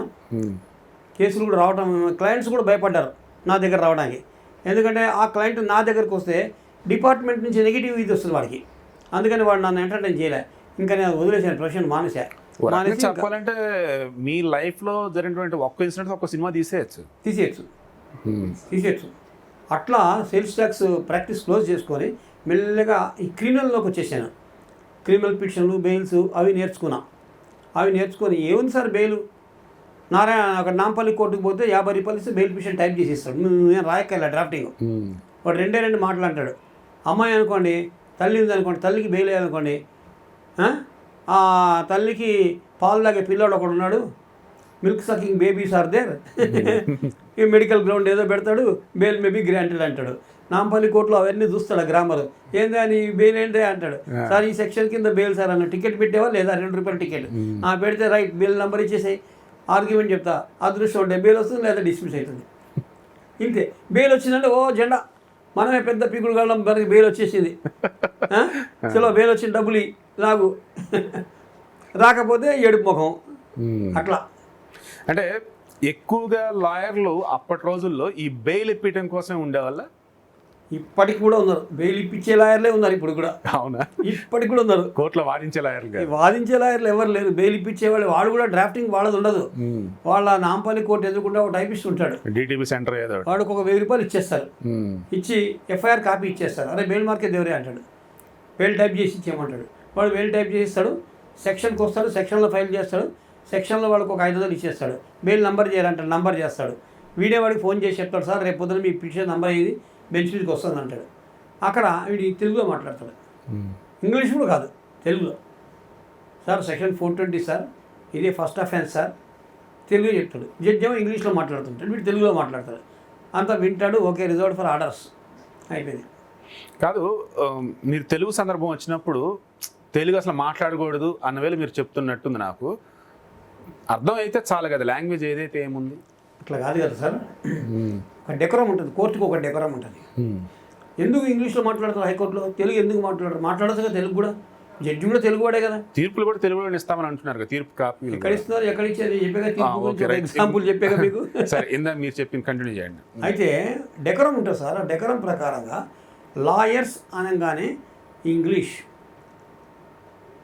అర్థమైందా. శ్రీరాముడికి హనుమంతుడు ఎట్లాగో లాయర్కి ఇంగ్లీష్ అట్లా. That's all. సో అంత ఇంపార్టెంట్ అన్నమాట. అంటే మీ చట్టాలు కావచ్చు, రిమైనింగ్ ఏవైతే తీర్పులు లైక్ ఇవన్నీ కూడా ఇంగ్లీష్లో ఉంటాయనే నాలెడ్జ్ ఉండాలనే ఉండాలి. అంత నేనే అర్థం చేసుకోలేకపోయినా అంటున్నా కదా సార్ ఒక కేసులో. దాన్ని ఇప్పుడు తెలుగులోకి మార్చాలి, తీర్పులు కూడా తెలుగులో ఇవ్వాలి అదే అంటున్నారు కదా. సో తెలుగులో మాట్లాడటం వల్ల నష్టం ఏంటి, ఇబ్బంది ఏంటి, అండ్ అది యాజ్ పర్ బార్ కౌన్సిల్ కూడా ఒప్పుకోవా? నష్టం ఏం లేదు, తెలుగులో మాట్లాడచ్చు, చట్టం కూడా ఒప్పుకుంటుంది. కాకపోతే తెలుగులో నీకు ఏదైనా పేపర్ కావాలంటే దాని ఇంగ్లీష్లో ట్రాన్స్లేషన్ ముందు ఇవ్వాలి. నువ్వు ఏ భాష అయినా సరే, కన్నడ కానీ, తమిళ్ కానీ, తెలుగు కానీ, నువ్వు పిటిషన్ కూడా తెలుగులో వేసాలంటే వెయ్యి, నిన్ను ఎవరు వద్దనడు. దాంతోపాటు ట్రాన్స్లేషన్ డాక్యుమెంట్ కూడా వేయాలి. దట్ ఈస్ ద రూల్, ఇప్పుడున్న రూల్. కోర్టుల్లో యాక్చువల్గా సినిమాలో చూపిస్తున్నప్పుడు ఎదురు బోన్లో నించున్న వాళ్ళు అండ్ అవతల పర్సన్ తెగ మాట్లాడేస్తూ ఉంటారు, అది ఇలా అది జడ్జి ఇది జడ్జి అని. బట్ రియల్ లైఫ్లో వచ్చేసి వాళ్ళు మాట్లాడేది ఏమి, వాళ్ళు నించొని మొత్తం లాయర్లో మాట్లాడాలంటే కదా, నిజమేనా? అంతే, లాయర్లే మాట్లాడాలి. వాడు మాటలు నోరు కూడా తిరగడం లేదు వాడు. అయినా వాడు బోన్లో నిలబడడానికి లేదు. వాడు ఎదుర్కొండా, జడ్జికి ఎదుర్కొండా గోడ దగ్గర నిలబడాలి. వాడి ప్లేస్ అక్కడ. సినిమాలో చూపించేది అసలు ఏది అది వీళ్ళకి నేను అనగా సార్, ఈ సినిమా డైరెక్టర్లు ఎవరైనా సరే ఒక్కసారి నన్ను కాంటాక్ట్ చేస్తే కోర్టు సీన్ నేను క్రియేట్ చేస్తూ పెడతా. ఎలా ఉంటుంది కోర్టు సీన్ ప్రాక్టికల్గా. వీళ్ళు ప్రాక్టికల్గా ఎందుకు చేయరు? హిందీ సినిమాలో కాస్త ప్రాక్టికల్ చూపెడతారు వాడు. ఆ కేసులు పిలవటము, అటెండెన్స్, వీడి కేసే కాదు, హీరో కేసే కాదు, అంతకంటే ముందు 4-5 కేసులు డమ్మీగా పిలిచి అట్లా బిల్డప్ ఇస్తారు వాళ్ళు, అట్లా రియల్గా ఉండాలని. అలా మన తెలుగు వాళ్ళు ఎందుకు చేయాలంటూ నేను. సో ఇప్పుడు ఇందాక మనం అంటున్నట్టుగానే పర్సన్ వచ్చాడు, ఒకవేళ మీ లాల్ అనేది ప్రొవిజన్ ఇది ఉందంట కదా, అతనికి అతనే వాదించుకోవచ్చు అని ఉంది అట్లా? ఉంది. మరంటే అప్పుడు అతను నోరు తెరవాలి కదా. తెరవాలి, అలా చేసుకోవచ్చు. అలా అసలు మీరు ఎప్పుడైనా చూసారు అట్లా ఎవరన్నా? మా దగ్గరే ఉంది సార్. ఇప్పుడు నేను కేసులో నేను అడ్వకేట్ని, నాకు ఆపోజిట్ పార్టీ ఉన్నాడు కదా, వాడికి ఒక అడ్వకేట్ ఉండేవాడు. వాడు ఏం చేశాడు, కోర్టులో మెమో వేశాడు, నాకు అడ్వకేట్ అక్కర్లే, నేనే నా కేసు వాదించుకుంటా, నాకు పర్మిషన్ ఇవ్వని మెమో వేశాడు. పర్మిషన్ ఇచ్చేసాడు, వాడే వాదించుకుంటాడు. ఓకే, ఈలోపు అప్లికేషన్లు పెడతారు, అవన్నీ ఉంటాయి, మరి అవన్నీ అతను ఎలా చేయగలుగుతాడు? అది వీడు అడ్వాంటేజ్ తీసుకుంటాడు. ఇప్పుడు నేను అడ్వాంటేజ్ తీసుకుంటా, వాడికి చేత కాదు కదా, ఏం చేయాలో ప్రొసీజర్ చేత కాదు, సెక్షన్ తెలియవు, వాడిని చేయనిస్తా పని. చేయనిచ్చిన తర్వాత కోర్టు రికార్డ్ అయిపోతుంది, ఒక స్టాంప్ వేస్తారు, నంబర్ ఇస్తారు కదా, ఇంకా వాడి రోల్ అక్కడికి అయిపోతుంది. దాన్ని నేను అడ్వాంటేజ్ తీసుకుంటాను. నేనేమంటాను, రూల్ 32 పిటిషన్ వేయాలి, రూల్ 33 పిటిషన్ వేయాలి, ఇవి రెండు కాకుండా వాడు మెమో వేశాడు కాబట్టి మెమో నాట్ మెయింటైనబుల్ అంట. ఉదాహరణకి మెమోని ఏం చేస్తాడు, రిజెక్టెడ్ అంటాడు, మెమోని పక్కన పడేస్తాడు. స్టేజ్ దాటిపోయిందిగా, దానివల్ల నష్టం ఎవరికి వచ్చింది? తెలిసితే నేను పని చేయడం వల్లగా నీకు నష్టం వచ్చింది అంటే, నీ వల్ల నీ కేసు గెలుస్తా కదా. అది అంటే వన్స్ నేను వాదించుకుంటున్నా అన్నప్పుడు కోర్టు హాల్లో వాదించుకోవాలన్నా సరే ఈ అప్లికేషన్లని ఇవన్నీ అన్నీ ఉంటాయా? అన్నీ ఉంటాయి. ప్రొసీజర్ని ఫాలో అవ్వాల్సిందే. ఇప్పుడు జగన్ తరఫున లాయర్లు అటెండ్ అవుతున్నారు అంటూ ఉంటారు, లేదు జగన్ ఖచ్చితంగా రావాలి కోర్టుగానే అంది కోర్టు. సో అప్పుడు కూడా జగన్ వచ్చేసి జడ్జి ముందు ఏడో దూరంగా నిల్చొని ఉండాలి. అవును, ఎదుర్కొండా నిలబడాలి. గోడ ఉంటుంది, గోడ జడ్జికి ఎదుర్కొండా ఉండే గోడ ఉంటుంది, ఆ గోడ దగ్గర జగన్ నిలబడాలి. ఆయన తరఫు లాయర్లే మాట్లాడతారు. అవును, మరి అంటప్పుడు ఆయన రాకుండా నేను రానయ్యా బాబు నా తరఫున లాయర్లు ఉంటున్నారు అంటున్నారు కదా, మరి అంటప్పుడు ఎందుకు మళ్ళీ అతను రావాలి? అట్లా కాదు కదా, కొన్ని క్రూషియల్ క్వశ్చన్స్ ఉంటాయి. ఓకే, ఆ క్రూషియల్ క్వశ్చన్స్ అడిగేటప్పుడు జగన్ ఆన్సర్ చేయాలి, అవునా కాదా అని. అది కూడా మళ్ళీ అవునా కాదా అంతే చెప్పాలి, ఏదో ఒకటి. ఏం చేసేవాని ఎక్స్ప్లెనేషన్ ఏం చేస్తాడు, పబ్లిక్ ప్రాసిక్యూటర్ ఆర్గ్యూ చేస్తుంటాడు, సార్ జగన్ గారు పోయిన నెల ఈ తారీఖులో కోర్టు కేసు ఉండగా బాంబే వెళ్ళారు సార్ అంటాడు, లేకపోతే యూఎస్ పోయి ఇచ్చాడు సార్ అంటారు. అనగానే జడ్జి అడుగుతాడు, ఏమైనా పోయావా అని అడుగుతాడు జడ్జి. ఆ పోయావా అని అడగటానికి ఆ మనిషి ఉండాలిగా అక్కడ, అందుకు ఉండాలి జగన్ అక్కడ. ఓకే, మరి నేను ఈ జడ్జి అడిగే ప్రశ్నలు అన్నీ కూడా ఎస్ ఆర్ నో అని ఉంటాయా? ఏమైనా ఆ రోజు ఏం జరిగి కొంచెం ఎక్స్ప్లెయిన్ చేయను అని అడిగే కూడా ఎక్స్ప్లెయిన్ చేసి కూడా ఉంటాయి. ఓకే, ఉంటాయి. సో అందుకని రావాలి. రాలేదనుకోండి, ప్రిజంప్షన్ వీళ్ళ వైపు ఉంటుంది అన్నమాట. ప్రాసిక్యూషన్ అడ్వాంటేజ్ తీసుకుంటుంది. నిజంగా పోయి ఉంటాడు కాబట్టి రాలేదు, కాబట్టి పోయాడు అని రాసేసుకుంటారు వీళ్ళు. ఓకే, అట్లా అనమాట. సో ఇప్పుడు మన కోర్టు పరంగా అన్ని మాట్లాడుకుంటూ ఉన్నాం కదా, ఇందులో ప్రాథమిక హక్కులు అనే టాపిక్ కనుక వచ్చిన ఫండమెంటల్ రైట్స్ అని ఉంటూ ఉంటారు. చాలా విషయాల్లో కూడా యాజ్ పర్ ఫండమెంటల్ రైట్స్ మనం అతనికి బెయిల్ ఇవ్వాలి, ఫండమెంటల్ రైట్ ఎందుకయ్యా అతనికి ఆ శిక్ష లైక్ ఇవేళ అంటూ ఉంటారు కదా. ఇవన్నీ నేను నా భాషలో మాట్లాడాలంటే ఇవన్నీ కూడా బోడిగుండ రూల్స్ నేను చెప్తున్నా. ఈ రోజున ప్రాథమిక హక్కులు అన్నారు కదా, ఈ రోజున ఓ వ్యక్తి కోర్టులో ఎలుగెత్తి గొంతెత్తి ఇది నా ప్రాథమిక హక్కు, taking bail is my fundamental right అని అరుస్తున్నాడు గట్టిగా. అరిచి అంటే ఆయన అరవడు, నాలాంటి వాడు అరుస్తాడు. బల్ల బుద్ధి వాదిస్తున్నాడు. హైకోర్టు ముందు వాదించాడు, సెషన్స్ కోర్టు ముందు వాదించాడు, అన్నీ చేశాడు. చివరికి నేను అలసిపోయినాను, ఆ వాడు అలసిపోయాడు. సావు బతుకులు ఉన్నాడు. ఓ సాయంత్రం 6 దాకా బతుకుంటే గ్రేట్ అన్నవాడు ఇక మనిషి. ఇందాకన్నా కదా, అంటే ఆ పరిస్థితుల్లో మనిషి ఉన్నాడండి. ఎందుకండి ఫండమెంటల్ రైట్స్? సో జడ్జిలు కూడా ఫండమెంటల్ రైట్స్ని ఒబే చేయట్లేదు. వాళ్ళకి ఏం తెలుసు సార్, మనిషి చెప్తున్నా సార్, అక్కడ చూడండి పరిస్థితి. మనిషి సాగు బతుకుల్లో ఉన్నాడు, నమ్మరు సార్. వాళ్ళు వచ్చేది ప్రాబ్లం ఏంటంటే నాకంటే ముందు అడ్వకేట్లు అబద్ధాలు చెప్తారు, లేనివన్నీ చూపించి పాత ఫాల్తూ డాక్యుమెంట్లు, ఫోర్జీ డాక్యుమెంట్లు పెట్టి కోర్టుని మోసం చేస్తారు. అవన్నీ కూడా వాళ్ళ మైండ్లో ఉంటాయి, జడ్జిల మైండ్లో. ఓహో, గతంలో ఆ అడ్వకేట్ మోసం చేశాడు కాబట్టి ఈయన కూడా చెప్పేది అదే ఆ రీతిలో ఈయన కూడా వస్తున్నాడు అని చెప్పి ఇంకా వాళ్ళు నమ్మరు మనుషుల్ని. మేం చేసుకునేది అవన్నీ కూడా. అంటే ఫస్ట్ అసలు మన సొసైటీలో ఫండమెంటల్ రైట్స్కి ఫస్ట్ అడ్డుగోడలాగా ఉండేది ఎవరు సార్? పోలీసులా, లేదంటే లాయర్లా, లేదు అన్నప్పుడు వ్యవస్థ వదిలేదు, వ్యవస్థ వదిలేదు, మొత్తం యంత్రాంగం సార్, ప్రభుత్వ యంత్రాంగం. ప్రభుత్వ యంత్రాంగం. అవును, ప్రభుత్వ యంత్రాంగమే. మీరు ఒక ఉస్మానియా యూనివర్సిటీలో నేను ఈ ధర్నా చేస్తాను, నాకు పర్మిషన్ ఇవ్వండి అని కమిషనర్కి అప్లై చేస్తారు సార్. అప్లై చేస్తే రిజెక్టెడ్, రాదు. వినాయక చవితి మండపంలో వినాయకుడిని పెట్టుకుంటాను అంటే నువ్వు 3 ఫీట్ల కంటే ఎక్కువ పెట్టుకోవద్దు, పెట్టుకుంటే 3 రోజులు పెట్టుకోవాలి, 3వ రోజు రాత్రి సాయంత్రం 6 గంటలకల్లా తీసేయాలి. ఇవన్నీ ఏంటి సార్ మరి? ఇవన్నీ కండిషన్స్ ఏంటివి? అవి కూడా అంతే కదా. రైట్ టు రిలీజియన్ ఉంది కదా సార్, మీ రిలీజియన్ని మీరు ప్రాక్టీస్ చేసుకోవచ్చు, మత స్వాతంత్రం హక్కు ఉంది, నీ మతాన్ని నువ్వు ఫాలో అవుతున్నావు, నేను నా వినాయకుడిని నేను పూజ చేసుకుంటాను, దానికి కూడా పర్మిషన్ లేదు, దానికి పర్మిషన్ లేదు. సో ఈ ఫండమెంటల్ రైట్స్ గురించి మాట్లాడుతూ ఉన్నప్పుడు ఆ రూల్స్ ఏవైతే ఉన్నాయో, ఇందాక మీ వాడే సమ్ రూల్స్ ఏదో అన్నారు కదా, అయితే ఫస్ట్ ఇక్కడ బ్రేక్ చెప్పిన పోలీసులు అంటున్నారు కదా, సమానత్వపు హక్కు, మత స్వాతంత్రపు హక్కు, విద్యా సాంస్కృతిక హక్కు, రాజ్యాంగాన్ని పరిరక్షించే హక్కు. సో ఇలా ఉన్నాయి కొన్ని. ఇందులో ఈ రాజ్యాంగాన్ని పరిరక్షించే హక్కు ఉందే, అది ఎవరు సార్ తీసుకునేది? అండ్ మోరవర్ మధ్యలో దోపిడీ నిరోధించే హక్కు కూడా ఒకటి ఉంది. ఈ దోపిడీ నిరోధించే హక్కు, ఈ రాజ్యాంగ పరిహారపు హక్కు, ఈ రెండు ఫాలో అవ్వాల్సింది ఎవరు? మెయిన్గా ఈ ప్రభుత్వం సార్, ప్రభుత్వమే కదా, కంప్లీట్ ప్రభుత్వమే. అది కేంద్ర ప్రభుత్వం కానీ రాష్ట్ర ప్రభుత్వం కానీ, ఎవరు గవర్నమెంట్ ఆఫీసర్ వాడే కదా ఓత్ తీసుకుంటాడు. ఓత్ తీసుకొని నేను డ్యూటీకి ఎక్కుతున్నాను, డ్యూటీకి ఎక్కి నా ఫండమెంటల్ రైట్ రాజ్యాంగాన్ని రక్షిస్తాను, రాజ్యాంగానికి వ్యతిరేకంగా పనిచేయను అని వాడు ఓత్ తీసుకుంటాడు కదా ఫస్ట్. ఆ ఓత్ ప్రకారంగా వాడు రాజ్యాంగాన్ని రక్షించాలిగా. వాడు డ్యూటీలో ఎక్కేటప్పుడు మాత్రమే ఓత్ తీసుకుంటాడు. ఎక్కిన తర్వాత ఎంతసేపు నా బంధువులను ఎంతమంది నేను డ్యూటీలోకి ఎక్కించుకోవాలి అని ఆలోచిస్తాడు తప్ప, రూల్స్ ప్రకారంగా మనం ఒక అడ్వర్టైజ్మెంట్ ఇద్దాము, పేపర్లో నోటిఫికేషన్ ఇద్దాము, ఆ నోటిఫికేషన్ ప్రకారంగా ఎలిజిబుల్ క్యాండిడేట్స్ చూద్దాం, వాళ్ళని ఇంటర్వ్యూకి పిలుద్దాం, వాళ్ళ ఉద్యోగాలు తీసుకుందాం. లేదు, ఎంతసేపు బ్యాక్ డోర్లో మనవాడిని ఎట్లా జాబ్లోకి తీసుకోవాలి, ఇంతే. కాబట్టి ఎక్కడ ఉల్లంఘన జరుగుతుంది సార్? ఎవరి చేతిలో అవుతుంది? ప్రభుత్వాధికారులే.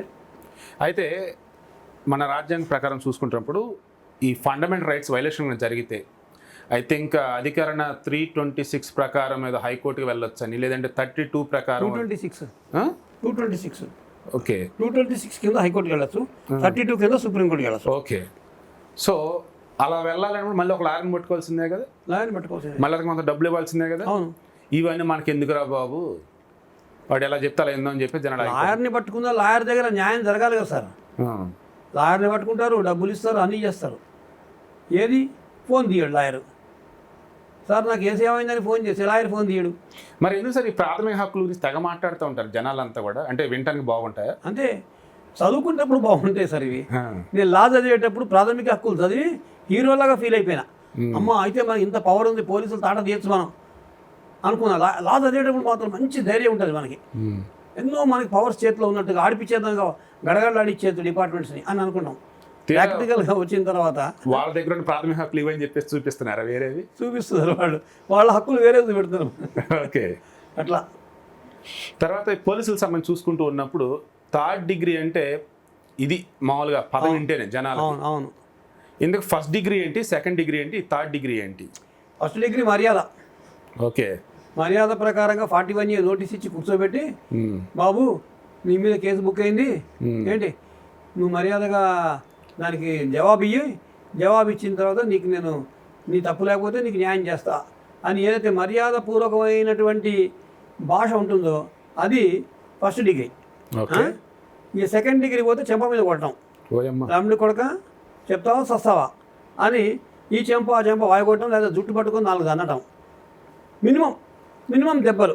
ఎక్కడ ఇదంతా ఉండేది? పోలీస్ స్టేషన్లోనా? లేదా పోలీస్ స్టేషన్లో కానీ ఎక్కడన్నా కావచ్చు, రోడ్డు మీద కూడా 2nd డిగ్రీ పెడతారు వీళ్ళు.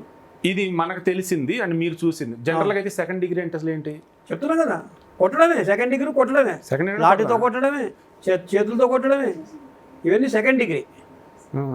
కానీ క్రూరత్వం ఉండదు అందులో, అంత క్రూరత్వం ఉండదు. థర్డ్ అనేటప్పటికీ క్రూరత్వం. అవి మీరు ఊహించని కూడా ఊహించలేరు ఇట్లా ఉంటుందా అని.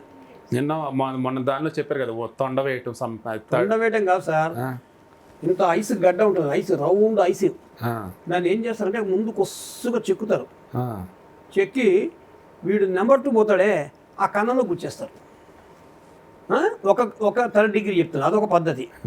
ఇంకోటి అలాంటిదే రౌండ్ యాక్సిల్ ఉంటుంది ఒకటి సన్నగా, ముందేమో కొస్సుగా ఉంటుంది, తర్వాత లావుగా ఉంటుంది. అది ఏం చేస్తారంటే పిండి రుబ్బే మిషన్ తిరుగుతుంటుంది, పిండి రుబ్బే మిషన్ మధ్యలో గుండులాగా, ఆ మధ్యలో ఈ రాడు ఉంటుంది అనమాట. రాడు ఉంటే మనిషిని నగ్నంగా ఇద్దరు లేపుకొస్తారు, లేపుకొచ్చేసి వీడిని దాంట్లో గుచ్చేస్తారు, వీడి ముడిని దాంట్లో గుచ్చేస్తారు. సార్ చస్తాడు కదా సార్ ఒక్కోసారి, చస్తాడా ఏమన్నా ఇంకా అంతా తెలీదు. గుచ్చేస్తే ఆ మిషన్ ఆన్ చేసేస్తారు, వాడి పేగులు మొత్తం తిరిగిపోతుంటాయి, పేగులు మొత్తం రౌండ్గా. వీడియోలు చూడండి సార్, గూగుల్లో చూడండి, వాట్ ఈస్ 3rd డిగ్రీ చూడండి మీరు, చెప్తుంటేనే ఎట్లా ఉంటుంది తెలుసా. నర్కాటిక్ డ్రగ్స్ ఉంటాయి కదా, నార్కాటిక్ డ్రగ్స్ కానీ మర్డర్ కేసుల్లో కానీ ఇలాంటి కేసుల్లో ఎవడైతే చెప్పడో వాళ్ళని తీసుకొచ్చి ఇలా కూర్చోబెడతారు దాని మీద. లేడీస్కి కూడా ఇదే ట్రీట్మెంట్. 2 నిమిషాలు మోటార్ ఆన్ చేయగా నువ్వు చెప్పేస్తావు, ఇంకా భయం భరించరా అని చెప్పి చెప్పేస్తాను. లాకప్ డెత్లు జరిగేది 3rd డిగ్రీలోనేనా? 3rd డిగ్రీలోనే లాకప్ డెత్ 3rd డిగ్రీ. ఇంకా వాడు భరించలేక చచ్చిపోతాడు, వాడు రక్తస్రావం అయిపోతుంది కదా, రక్తస్రావం అయి చచ్చిపోతాడు వాడు. చాలా ఘోరం ఉంటాయి సార్ 3rd డిగ్రీ మెథడ్స్. ఇవన్నీ లేకపోతే వేళ్లాడ తీశారు, తలకిందులుగా వేళ్లాడ తీశారు, వేళ్లాడ తీసి ప్రెషర్ వాష్ ఉంటుంది కదా, ఆ ప్రెషర్ వాష్తో ముక్కు మీద కొడతారు, ముక్కు మీద ఊపిరాన్ని కూడా చేసేస్తారు వాడిని, అట్లా చేస్తారు. ఈ ఏదో సినిమా చూసి ఎలుకలో సంచిలో వేసి మొఖానికి గడతలు అట్లాంటివి కూడా ఉంటాయి. అట్లాంటివి ఉంటాయి. ఎక్కడ నేర్పుతారు సార్ ఇవన్నీ? వీళ్ళకి పోలీసులకు ఎవరు నేర్పుతారు? ఎక్కడ నేర్పేది ఏమో సార్, వాళ్ళకి నేర్పాలా కొత్తగా విద్య నేర్చుకోవడం వస్తారు వీళ్ళు అన్నీ కూడా.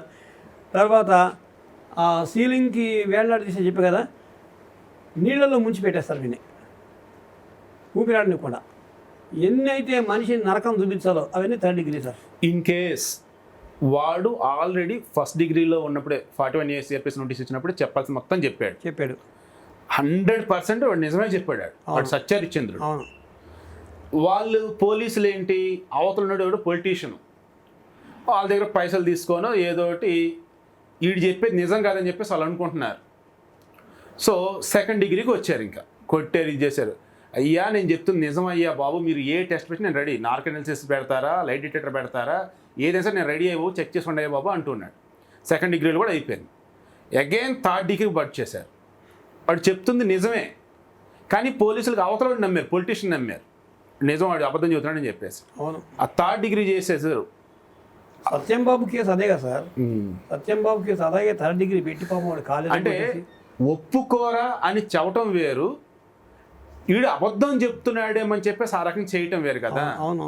సో మరి పోలీసులకి ఫేస్ రీడింగ్ అది అంటారు, అది కానీ ఏదైనా రిమైండింగ్ వాళ్ళ దగ్గర కొన్ని టెస్ట్లు ఉంటాయి కదా, వాటి ద్వారానే కనిపెట్టచ్చు. 3rd డిగ్రీ దగ్గర అంత ఘోరంగా ఏంటి సార్? నరకంలో చూపించే శిక్షలు ఇక్కడే కనిపిస్తాయి, గరుడు పురాణం శిక్షలు ఇక్కడే కనిపిస్తున్నాయి. ఏంటంటే సార్, కొంతమంది ఈ 3rd డిగ్రీ ఇవ్వడానికి స్పెషల్లీ ట్రైన్డ్ ఉంటారు. మీకు విషయం చెప్తా వినండి. ఈ రోజున హైదరాబాద్లో ఉన్నటువంటి సుమారుగా దగ్గర 150 పోలీస్ స్టేషన్లలో కొట్టడానికి సపరేట్గా జనాలు, అక్కడ పోలీస్ కానిస్టేబుల్స్ ఉంటారు. కనీసం ఒక 50-60 మంది కొట్టడానికి వాళ్ళు ఫేమస్ అన్నమాట. వాళ్ళు ఏం చేస్తారు, రోజు పోలీస్ స్టేషన్ తిరుగుతూ ఉంటారు. ఈ బ్యాచ్ సపోజ్ చిక్కడపల్లి డివిజన్ ఉంది, మొత్తం 6 పోలీస్ స్టేషన్ ఉన్నాయి, ఒక 5గురు ఉంటారు. ఈ 5గురు కానిస్టేబుల్స్ రోజు రాత్రి దగ్గర 5 గంటలు రావగానే పోలీస్ స్టేషన్కి వస్తారు చిక్కడపల్లి. లాకప్లో ఎంతమంది ఉన్నారో చూస్తారు. ఇంకా లాకప్లో 4 ఉన్నారంటే ఆ 4ని కొట్టే పద్ధతి చూస్తే నిజంగా రూఫ్ ఉంటుందా, రూఫ్ పగిలిపోతుందా అనిపిస్తుంది మీకు. అట్లా కొడతారు వాళ్ళది. ఒక్కొక్కరిని కొట్టుకుంటూ వస్తారు, ఒకరిని కొడతారు, వాడు అయిపోయిన తర్వాత ఇంకోటి కొడతారు. అట్లా 5 ఉంటే 5 చావు కొట్టేస్తారు. అంటే కొడతాం అంటే ఈ మనం ఇందాక మాట్లాడిన 2nd డిగ్రీ టైపా, లేదు అన్నప్పుడు మామూలుగా ఉన్నారని చెప్పేసి కొడతారు. 2.5 డిగ్రీ అనమాట అది. అంటే సెకండ్ ఫుల్, 3rd సగం. వాళ్ళు స్టేషన్లో ఉన్నారు కాబట్టి వీళ్ళు కొట్టాలి కాబట్టి కొడతారా, లేదు అన్నప్పుడు నిజాలు తెలియాలి కాబట్టి? స్టేషన్లో ఉన్నారు కాబట్టి కొట్టాలని కొడతారు, భయం ఉండడానికి. పోలీసులు అంటే భయపడాలి కదా మరి, అందుకని కొడతారు వాళ్ళది. అంతే, వాళ్ళు తప్పు చేశారా లేదా అవన్నీ అనవసరం. నువ్వు లాకప్లో ఉన్నావా లేదా. ఇక పోలీస్ ఇన్స్పెక్టర్ కూడా కనీసం అరే ఎందుకు వాడిని కొడుతున్నావు, వాడు ఏం చేశాడని అనదు. వాళ్ళ డ్యూటీ వాళ్ళు చేసుకుంటారు, వాళ్ళ డ్యూటీ వాళ్ళు చేసుకుందాం. పోలీస్ స్టేషన్లో కొడతాం అన్నది ప్రాక్టీస్ చేస్తారు వాళ్ళకి ఏమన్నా? అట్లా కాదు, పోలీసు ఇన్స్పెక్టరు వర్క్ చేసుకుంటుంటాడు కదా, ఈ కేకలు వాడికి డిస్టర్బ్ అవుతుంటాయి, అట్లా అరుస్తుంటారు వీళ్ళు. అయినా కానీ అక్కడ అలవాటు అయిపోతుంది వాళ్ళకి. రేయ్ అరవకుండా కొట్టు అంటారా? నిజంగా ఇలా అంటారండి కొంప తీసి. అరవకుండా కాదు, వాడు అరిచేది అరుచుకుంటుంటాడు, నీ పని చేసుకుంటుంటాడు, ఇక్కడ ఈయన పని చేసుకుంటుంటాడు. అదే సార్, వాడు నిజం చెప్పినా సరే ఏదో ఉన్నాడు స్టేషన్లోనే. అట్లా ఈ నిజాంతో సంబంధం లేదు, వాళ్ళు కొడతారు అంతే. లాకప్లో ఉన్నావా నీకు దెబ్బలు తప్పవు అంటే అది పోలీసులు ప్రాక్టీస్. అది ఓ చెక్ బౌన్స్ కేసులో నిందితులు ఒక 10,000 ఇవ్వాలి సార్, వాడిని పట్టుకొచ్చి లోపల పెట్టారు లాకప్లో, వాడు కూడా ఇదే ట్రీట్మెంట్. మర్డర్ కేసులో క్రిమినల్కి అదే ట్రీట్మెంట్, చెక్ బౌన్స్ కేసు వాడికి అదే ట్రీట్మెంట్. ఇది ఉదయం మధ్యాహ్నం సాయంత్రం తినాలన్నట్టుగా వీళ్ళు కొడతా ఉన్నది ప్రాక్టీస్. అంతే దేవుడు ఎట్లా ఉంటారు సార్, రఫ్ ఉంటారు వాళ్ళు, చేతులు కూడా ఒక్కసారి గూబ మీద కొడితే గోడకు తగలాలి వాడు, అంత పవర్ఫుల్ ఉంటారు వీళ్ళు చేతులు, వీళ్ళ పర్సనాలిటీ. మరి మన చట్టాలు ఇవన్నీ కొట్టకూడదని చెప్తుంది కదా, మరి తన్నులు తిన్నాడు, నన్ను కొట్టారు అని ప్రూవ్ చేసుకోవాలంటే ఎలా మరి? అతను మేజిస్ట్రేట్ ముందుకు వస్తాడు, మేజిస్ట్రేట్ అడుగుతాడు నిన్ను కొట్టారా స్టేషన్లో అని అడుగుతాడు. వీడు అవును కొట్టారు అన్నాడు అనుకోండి, వీడిని ఏం చేస్తారు, గాంధీ హాస్పిటల్కి పంపించారు అంటాడు. గాంధీ హాస్పిటల్ నుంచి రిపోర్ట్ వస్తుంది, అక్కడ ఉన్న మెడికల్ ఎక్స్పర్ట్ ఎవడు, వీళ్ళ మనిషే, పోలీసుల మనిషే, వాడు కొట్టలేదు అని రిపోర్ట్ ఇస్తాడు వాడు. అప్పుడు వీడు బయటకు వచ్చిన తర్వాత వీడిని తీసుకెళ్ళి మళ్ళీ డబ్బులు కొడతారు వాడికి. ఇప్పుడు రఘురామకృష్ణరాజు ఇష్యూ ఉంది, అక్కడ కూడా ఆయన కొట్టాడని అన్నారు. అక్కడ గుంటూరు గవర్నమెంట్ హాస్పిటల్ సమయం వెళ్తే ఏం కొట్టలేదండి, మామూలు హెల్త్ ఇష్యూ ఉంది ఆయనకి, ఆ వేళని చెప్పున్నారు. సేమ్ అది కూడా దీని కింద వచ్చిద్దా? నేను చెప్పడం అయితే వీడియోలో కొట్టలేదని చెప్పా. ఓకే, ఎందుకంటే ఒక పార్లమెంట్ మెంబర్ని వాళ్ళని కొట్టినట్టు కొట్టరు, అందులో సిఐడి పోలీసులు కొట్టరు. ఈ నేను చెప్పిందంతా లా అండ్ ఆర్డర్ పోలీస్ స్టేషన్లో గోల. సిఐడిలో కొట్టరు వాళ్ళు, సిఐడి సిబిఐ ముట్టుకోరు, ఓన్లీ క్వశ్చన్లతో చంపేస్తారు వాళ్ళు. ఓకే, మిమ్మల్ని అడిగే క్వశ్చన్లతో మిమ్మల్ని చంపేస్తారు వాళ్ళు. చాలా స్మూత్గా అడుగుతారు, చాలా స్మూత్గా అడుగుతారు. ఎలా అంటే అసలు నిజం చెప్తున్నావా లేదంటే సరదాగా మాట్లాడుకుంటున్నారు దాని వేలో ఉంటుంది. నేను కూడా సిబిఐ ఎంక్వైరీ ఫేస్ చేసే కదా, నేను కూడా డిపార్ట్మెంట్కి వెళ్ళా, వాళ్ళు అడిగే క్వశ్చన్కి ఆన్సర్ చెప్పా. ఎంత స్మూత్గా అడుగుతారంటే అడిగే క్వశ్చన్లు కూడా కాఫీ ఇచ్చి మరీ అడుగుతారు వాళ్ళు. తాగండి సార్ కాఫీ తాగండి ఫస్ట్ అంటాడు, తాగి క్వశ్చన్లు అడుగుతారు. ఇక వాళ్ళు 200 క్వశ్చన్లు ఫేస్ చేయలేరు మీరు, అడిగిన క్వశ్చన్ మళ్ళీ అడుగుతారు తెలుసా. చివరికి నోట్లోంచి నీ ఆన్సర్ రావాల్సిందే వాళ్ళకి, అసలు విషయం బయట పెట్టేస్తారు వాళ్ళు. అటువంటి ఎక్స్పర్ట్స్ వాళ్ళు. సిఐడి కూడా అంతే, వాళ్ళు కొట్టరు సార్, సిఐడి వాళ్ళు కొట్టరు. సో రఘురామకృష్ణ ఆయన చెప్పాను, ఆయన కొట్టలేదు, ఆయన బిల్డప్ ఇచ్చాడు తప్ప ఏం లేదు, కొట్టలేదు. కానీ లా అండ్ ఆర్డర్లో కనుక పడి ఉంటే ఆయన 3rd డిగ్రీనే మళ్ళీ. లా అండ్ ఆర్డర్లో లెక్క చేయరు సార్ వాళ్ళు. కాస్త సిఐడీలో ఏంటంటే అక్కడ కొంచెం ఎక్స్పర్ట్స్ చదువుకున్న వాళ్ళు ఎక్కువ ఉంటారు, అక్కడ కాస్త హైలీ క్వాలిఫైడ్ ఉంటారు వాళ్ళు. అందుకని అంతా మఫ్టీలో ఉంటారు కదా, వాళ్ళ యాంగిల్ వేరే ఉంటుంది. వీళ్ళలా కాదు, వీళ్ళు చంపేస్తారు వీళ్ళు ఇంకా. అందుకే పోలీస్ స్టేషన్ పోవడానికి భయపడతారు సార్, ఎవరైనా సరే చాలా భయపడతారు. చెప్తుంటేనే అదే అనిపిస్తుంది sir. And fundamental related discuss చేస్తున్నాము, అండ్ ఈ 1st degree 2nd degree 3rd degree like ఇవి డిస్కస్ చేసాము, అండ్ మీ లైఫ్ ఎక్స్పీరియన్స్ కూడా డిస్కస్ చేసాం. బట్ ఇంకా బెస్ట్ వేలో నువ్వు ఏవైతే ఒకటి చెప్పాలి సార్ మీకు, నేను నా ప్రాక్టీస్లో కొన్ని మోసాలకు గురైన క్లయింట్స్ మోసం చేశారు సార్. అందులో ఒక మోసం, చాలా ఘోరాతి ఘోర మోసం, జీవితంలో మర్చిపోలేదు. చెప్పండి. జీడిమెట్ల పోలీస్ స్టేషన్లో ఒక కేసు రిజిస్టర్ అయింది సార్. దాచేపల్లికి చెందినటువంటి ఓ వ్యక్తిని పోలీసులు అరెస్ట్ చేశారు. ఏమనంటే వీడు దొంగ నోట్లు బిజినెస్ చేస్తున్నాడు, 100 రూపాయలు ఇస్తే 200 ఇస్తా అని వాడి దగ్గర వీడు తీసుకెళ్ళి ఓ 1,00,000 రూపాయలు పెట్టాడు, 2 లక్షల రూపాయలు తీసుకున్నాడు. తీసుకుంటే ఈ లోపల పోలీసులు వచ్చి ఆ 2 లక్షలు ఉన్న వాడి దగ్గర డబ్బులు పట్టుకొని కేసు బుక్ చేశారు. వీడిని తీసుకెళ్ళి జైల్లో పెట్టారు. సరే జైల్లో వెళ్ళిన తర్వాత నన్ను కాంటాక్ట్ చేశారు, నేను బెయిల్ ఇప్పించా, నా ఫీజు నాకు ఇచ్చాడు, బెయిల్ ఇప్పించా. తర్వాత ఆ కంప్లైంట్ ఇచ్చిన వాడు ఎవడైతే ఉన్నాడో వాడితో వీడు కాంప్రమైజ్ చేసుకున్నాడు. నీకు ఇంత డబ్బులు ఇస్తాను, కాంప్రమైజ్ చేసుకో, కేసు విత్డ్రా చేసుకో అన్నాడు. ఆ కంప్లైంట్ ఇచ్చిన వాడు కేసు విత్డ్రా చేసుకున్నాడు. విత్డ్రా చేసుకున్న తర్వాత మేడ్చల్ కోర్టు లోపల ఈ డబ్బు ఉంది వీడికి, 1,00,000 రూపాయలు అసలు డబ్బు ఉంది కదా, ఆ అసలు డబ్బుని వీడు విత్డ్రా చేయాలి. విత్డ్రా చేయాలంటే వాడు ఏం చేశాడు, నాతో ఒప్పందం కుదుర్చుకున్నాడు. ఏదో 2 షూరిటీలను పెట్టి డబ్బులు కనుక బయటకు తీస్తే నీకు ఇంత డబ్బులు ఇస్తాను అన్నాడు. ఎంత హార్డ్లీ 12,000 ఎంత ఇస్తానన్నాడు. అప్పుడు ఆ ప్రాక్టీస్ చెప్పే కదా, చిన్నప్పుడు ప్రాక్టీస్.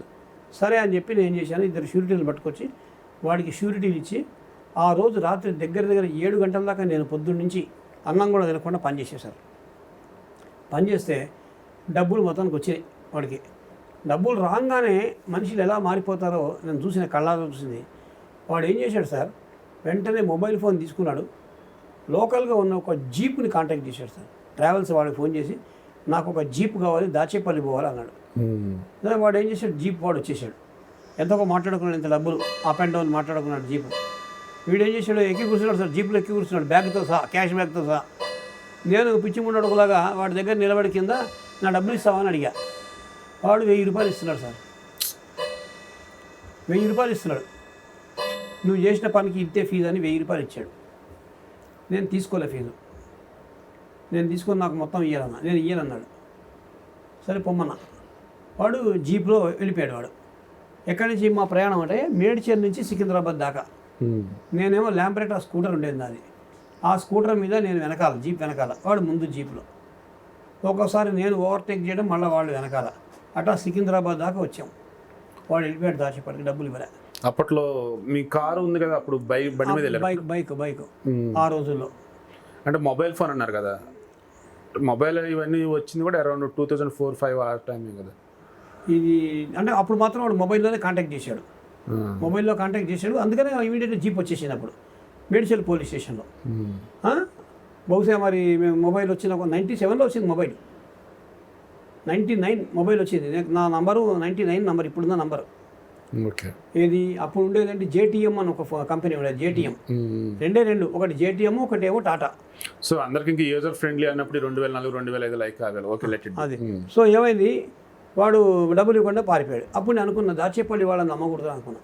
వీడు ఒక్కడి వల్ల నాకు దాచేపల్లి అంటే మహా బ్యాడ్ ఒపీనియన్.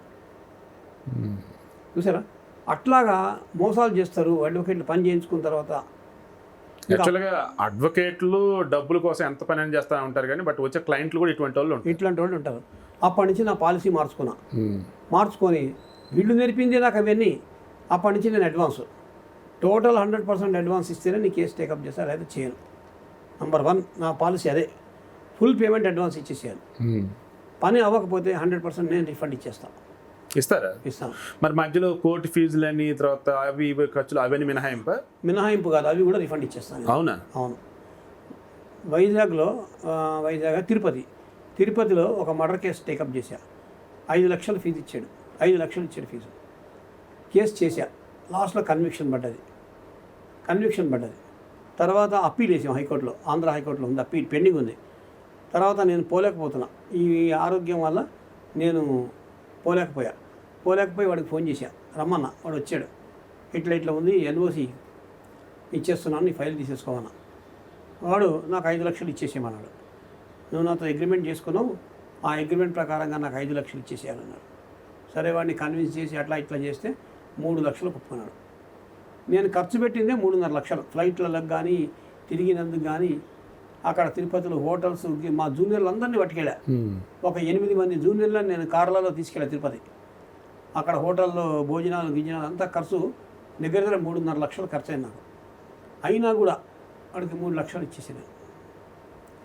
2 లక్షలు మాత్రం మనం ఎక్స్పెన్సెస్ అన్నట్లుగా కట్ చేసాం.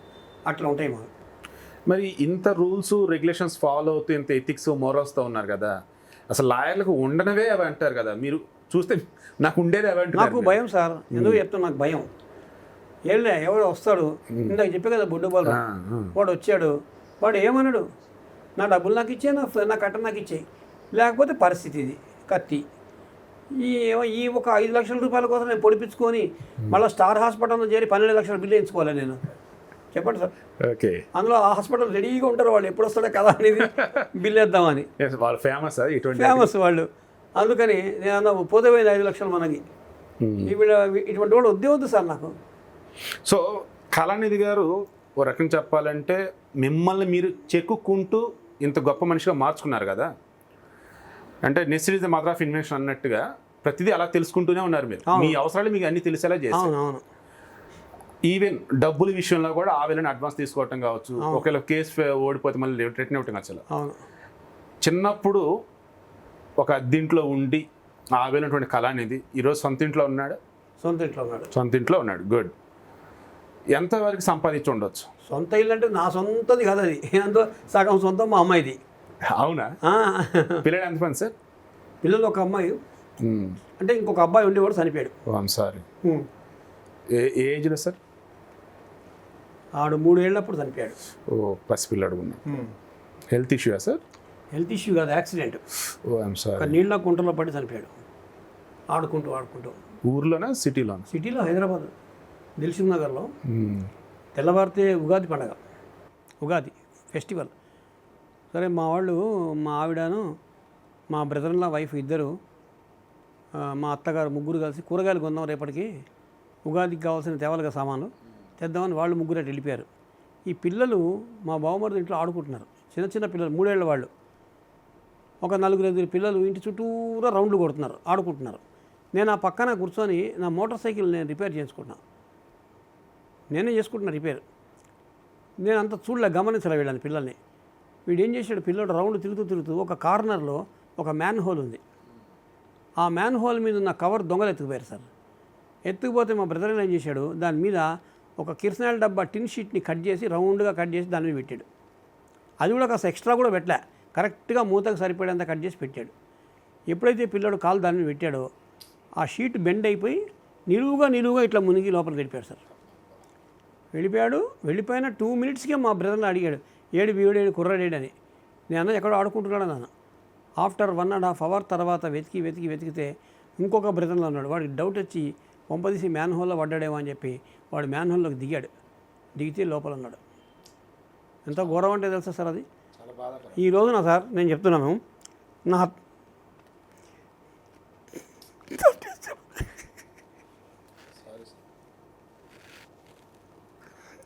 కొడుకులు లేడు సార్, నాకు ఎవ్వరు లేరు. నాకు మా అమ్మ వెళ్ళిపోయింది, నన్ను చూసుకునే వాళ్ళు ఎవరు లేరు. రాత్రి ఎమర్జెన్సీ అయింది, మొన్న రాత్రి జూనియర్కి ఫోన్ చేస్తే పాపం జూనియరు డ్రైవర్ ఇద్దరు వచ్చారు సార్.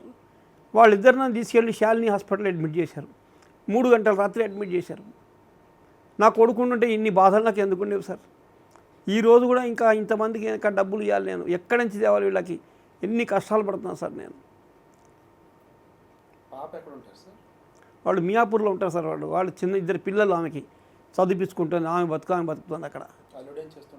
ఆయన సాఫ్ట్వేర్ జాబ్ చేస్తున్నాడు. మిస్సెస్ ఆమె హౌస్ వైఫ్. ఆమె చాలా దెబ్బ సార్ జీవితంలో, కొడుకు పోగొట్టుకోవటం నాకు చాలా బాధ. అంటే మర్చిపోయాను అంటున్నారు కదా, ఏజ్ పెరిగిపోయిన అల్జిమర్స్ అటాక్ అవుతూ ఉంటుంది కదా. అవును. అయితే వాళ్ళు పొద్దున 5 గంటలకు మెలకు వచ్చింది సార్ నాకు. 3 గంటలకు పోతే 5 గంటలకల్లా మెలకు వచ్చింది.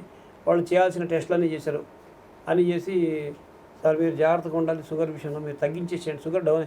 ఇప్పుడు మీకు షుగర్ కంట్రోల్లో ఉంది, కంట్రోల్లో ఉన్నప్పుడు మళ్ళీ అన్ని యూనిట్లు ఎందుకు తీసుకుంటారు మీరు అంటే, ఇప్పుడు రాత్రిపూట ఇంకా ఇన్సులిన్ తీసుకోవట్లే, ఎందుకైనా మంచిదని కాదు. ఇప్పుడు ఫైనాన్షియల్గా మీరు ఓకేనంటే ఒక పర్సనల్ అసిస్టెంట్గా లేదంటే ఒక హెల్పర్ అన్నట్టుగా ఒక సబ్జెక్ట్ తీసుకుంటే నర్స్ రిలేటెడ్ ఉన్నట్టు ఒకరిని మీ దగ్గర హెల్ప్గా పెట్టిన అబ్బాయిని అలా ఉంచుకోవచ్చు సార్. కానీ ఈ అపార్ట్మెంట్లలో కుదరదు సార్. అది అపార్ట్మెంట్లలో ఉండాలి. అలాంటి వాడిని పెట్టుకోవాలంటే మనం సపరేట్గా ఒక రూమ్ ఇవ్వాలి, ఒక సపరేట్ టాయిలెట్ ఉండాలి. అలా ఇన్నాళ్ళు ప్రాక్టీస్. తర్వాత ఇంకోటి చెప్తా, వాడు నీట్గా నిజాయితీగా ఉంటాడని గ్యారెంటీ లేదు. రాత్రిపూట గొంతు పీసి చంపేసాడు అనుకోండి, ఇద్దరే ఉంటాం మేము. అదేండి, ఒక లాయర్గా చాలా కేసులు చూస్తున్నారు కాబట్టి. అవును. సో ఇలాంటి బోర్డు చూస్తున్నాను నేను. వాడు గొంతు పీసి చంపేస్తే మనం ఏం చేయలేము. అందుకని నమ్మకం చాలా తక్కువ సార్ అట్లాంటి వాళ్ళ మీద. మన సొంత చుట్టాలు ఉండడం వేరే, మనం బయట వాడిని నమ్మడం వేరే. అట్లా మీరు ఇవన్నీ చెప్తూ ఉంటే నాకు ఎలా అంటే, ఒక మనిషి జీవితం అనేది ఎలా ఉండిద్ది ఏంటి అన్నది మిమ్మల్ని చూసి తెలిసిపోద్ది. సిస్టమ్ ఎలా ఉండిద్ది ఏంటి అన్నది మిమ్మల్ని చూసి తెలిసిపోద్ది. అసలు మనుషులు అనేవాళ్ళు ఎలా ఉంటారు ఏంటంటే మిమ్మల్ని చూసి తెలిసిపోతుంది. అంటే మిమ్మల్ని చోటు మీద బట్ మీతో మాట్లాడుతుంటే ఆటోమేటిక్గా తెలిసిపోతాం. సో ఫైనాన్షియల్గా కాలాన్ని ఇది ఇప్పుడు ఎంత ఉందని చెప్పుకోవచ్చు. మీరు అంటే 0 అని చెప్పుకోవచ్చు సార్. బ్యాలెన్స్ షీట్లో కానీ డెబిట్ క్రెడిట్ ఎలాగైతే ఉందో బీకామ్ చదివినటువంటి కళానిధికి ఆ బ్యాలెన్స్ షీట్ కరెక్ట్గా మ్యాచ్ అయింది. బట్ ఆ మ్యాచ్ అయింది వచ్చేసి అటు 0 ఇటు 0నే ఉంది. 0నే. ఇంకా మాట్లాడాలంటే అప్పులు 1 CR అన్న కనీసం అప్పులు ఉన్నాయి. ఓ మై గాడ్, 1 crore అప్పులు అంటే ఎలా సార్? మీకు ఏదన్నా వేరే అలవాట్లు అలాంటివి ఉన్నాయా? అలవాట్లు కాదు, ఇగో చెప్పే కదా కేసులు. ఇప్పుడు నేను ప్రాక్టీస్ మానేసి ఎవరి కట్టలు వాళ్ళకి ఇచ్చేసేయాలంటే ఎవడు కూడా నువ్వు ఇచ్చిన డబ్బులు పోనీదే నేను వెళ్ళిపోతా అంటాడా? అనడు. నా డబ్బులు నాకు ఇచ్చేసే. ఈ నా డబ్బులు నాకు ఇచ్చేయాలంటే ఎంతమందికి నేను ఇవ్వాలంటే వాళ్ళందరినీ కూడబెడితే 1 crore. ఇప్పుడు ఈ మీరు ఒక్కళ్ళు ఇలా ఉంటారా, లేదంటే మిగతా లాయర్లు కూడా కేసు ఓడిపోతే డబ్బులు ఏమైనా రిటర్న్ ఇస్తామా ముందు మాట? వాళ్ళు నా అంతా తీసుకొస్తారు. వాళ్ళు 20,000 తీసుకుంటారు కేసుకి, 30,000 తీసుకుంటారు. నేను కేసుకి 5 లక్షలు తీసుకుంటాను. ఓకే, అక్కడ తేడా వచ్చేస్తుంది. కాబట్టి అంత ఫీజు ఇచ్చిన వాడు పోతే పోనీ అనడు. వాడు కేసు ఓడిపోయినా నా 5 లక్షలు నాకు ఇచ్చేయి, నువ్వు వదిలేసినా నా 5 లక్షలు నాకు ఇచ్చేయి. ఇట్లా ఉంటుంది అన్నమాట పాలసీ అక్కడ. సో మీరు నమ్మినటువంటి ఆ న్యాయం, నీతి, ధర్మం ఏవైతే ఉన్నాయో మీకు ఎల్లప్పుడూ శ్రీరామ రక్షగా ఉండాలి, మీరు చక్కగా ఉండి మనస్ఫూర్తిగా కోరుకుంటున్నా. Thank you so much sir.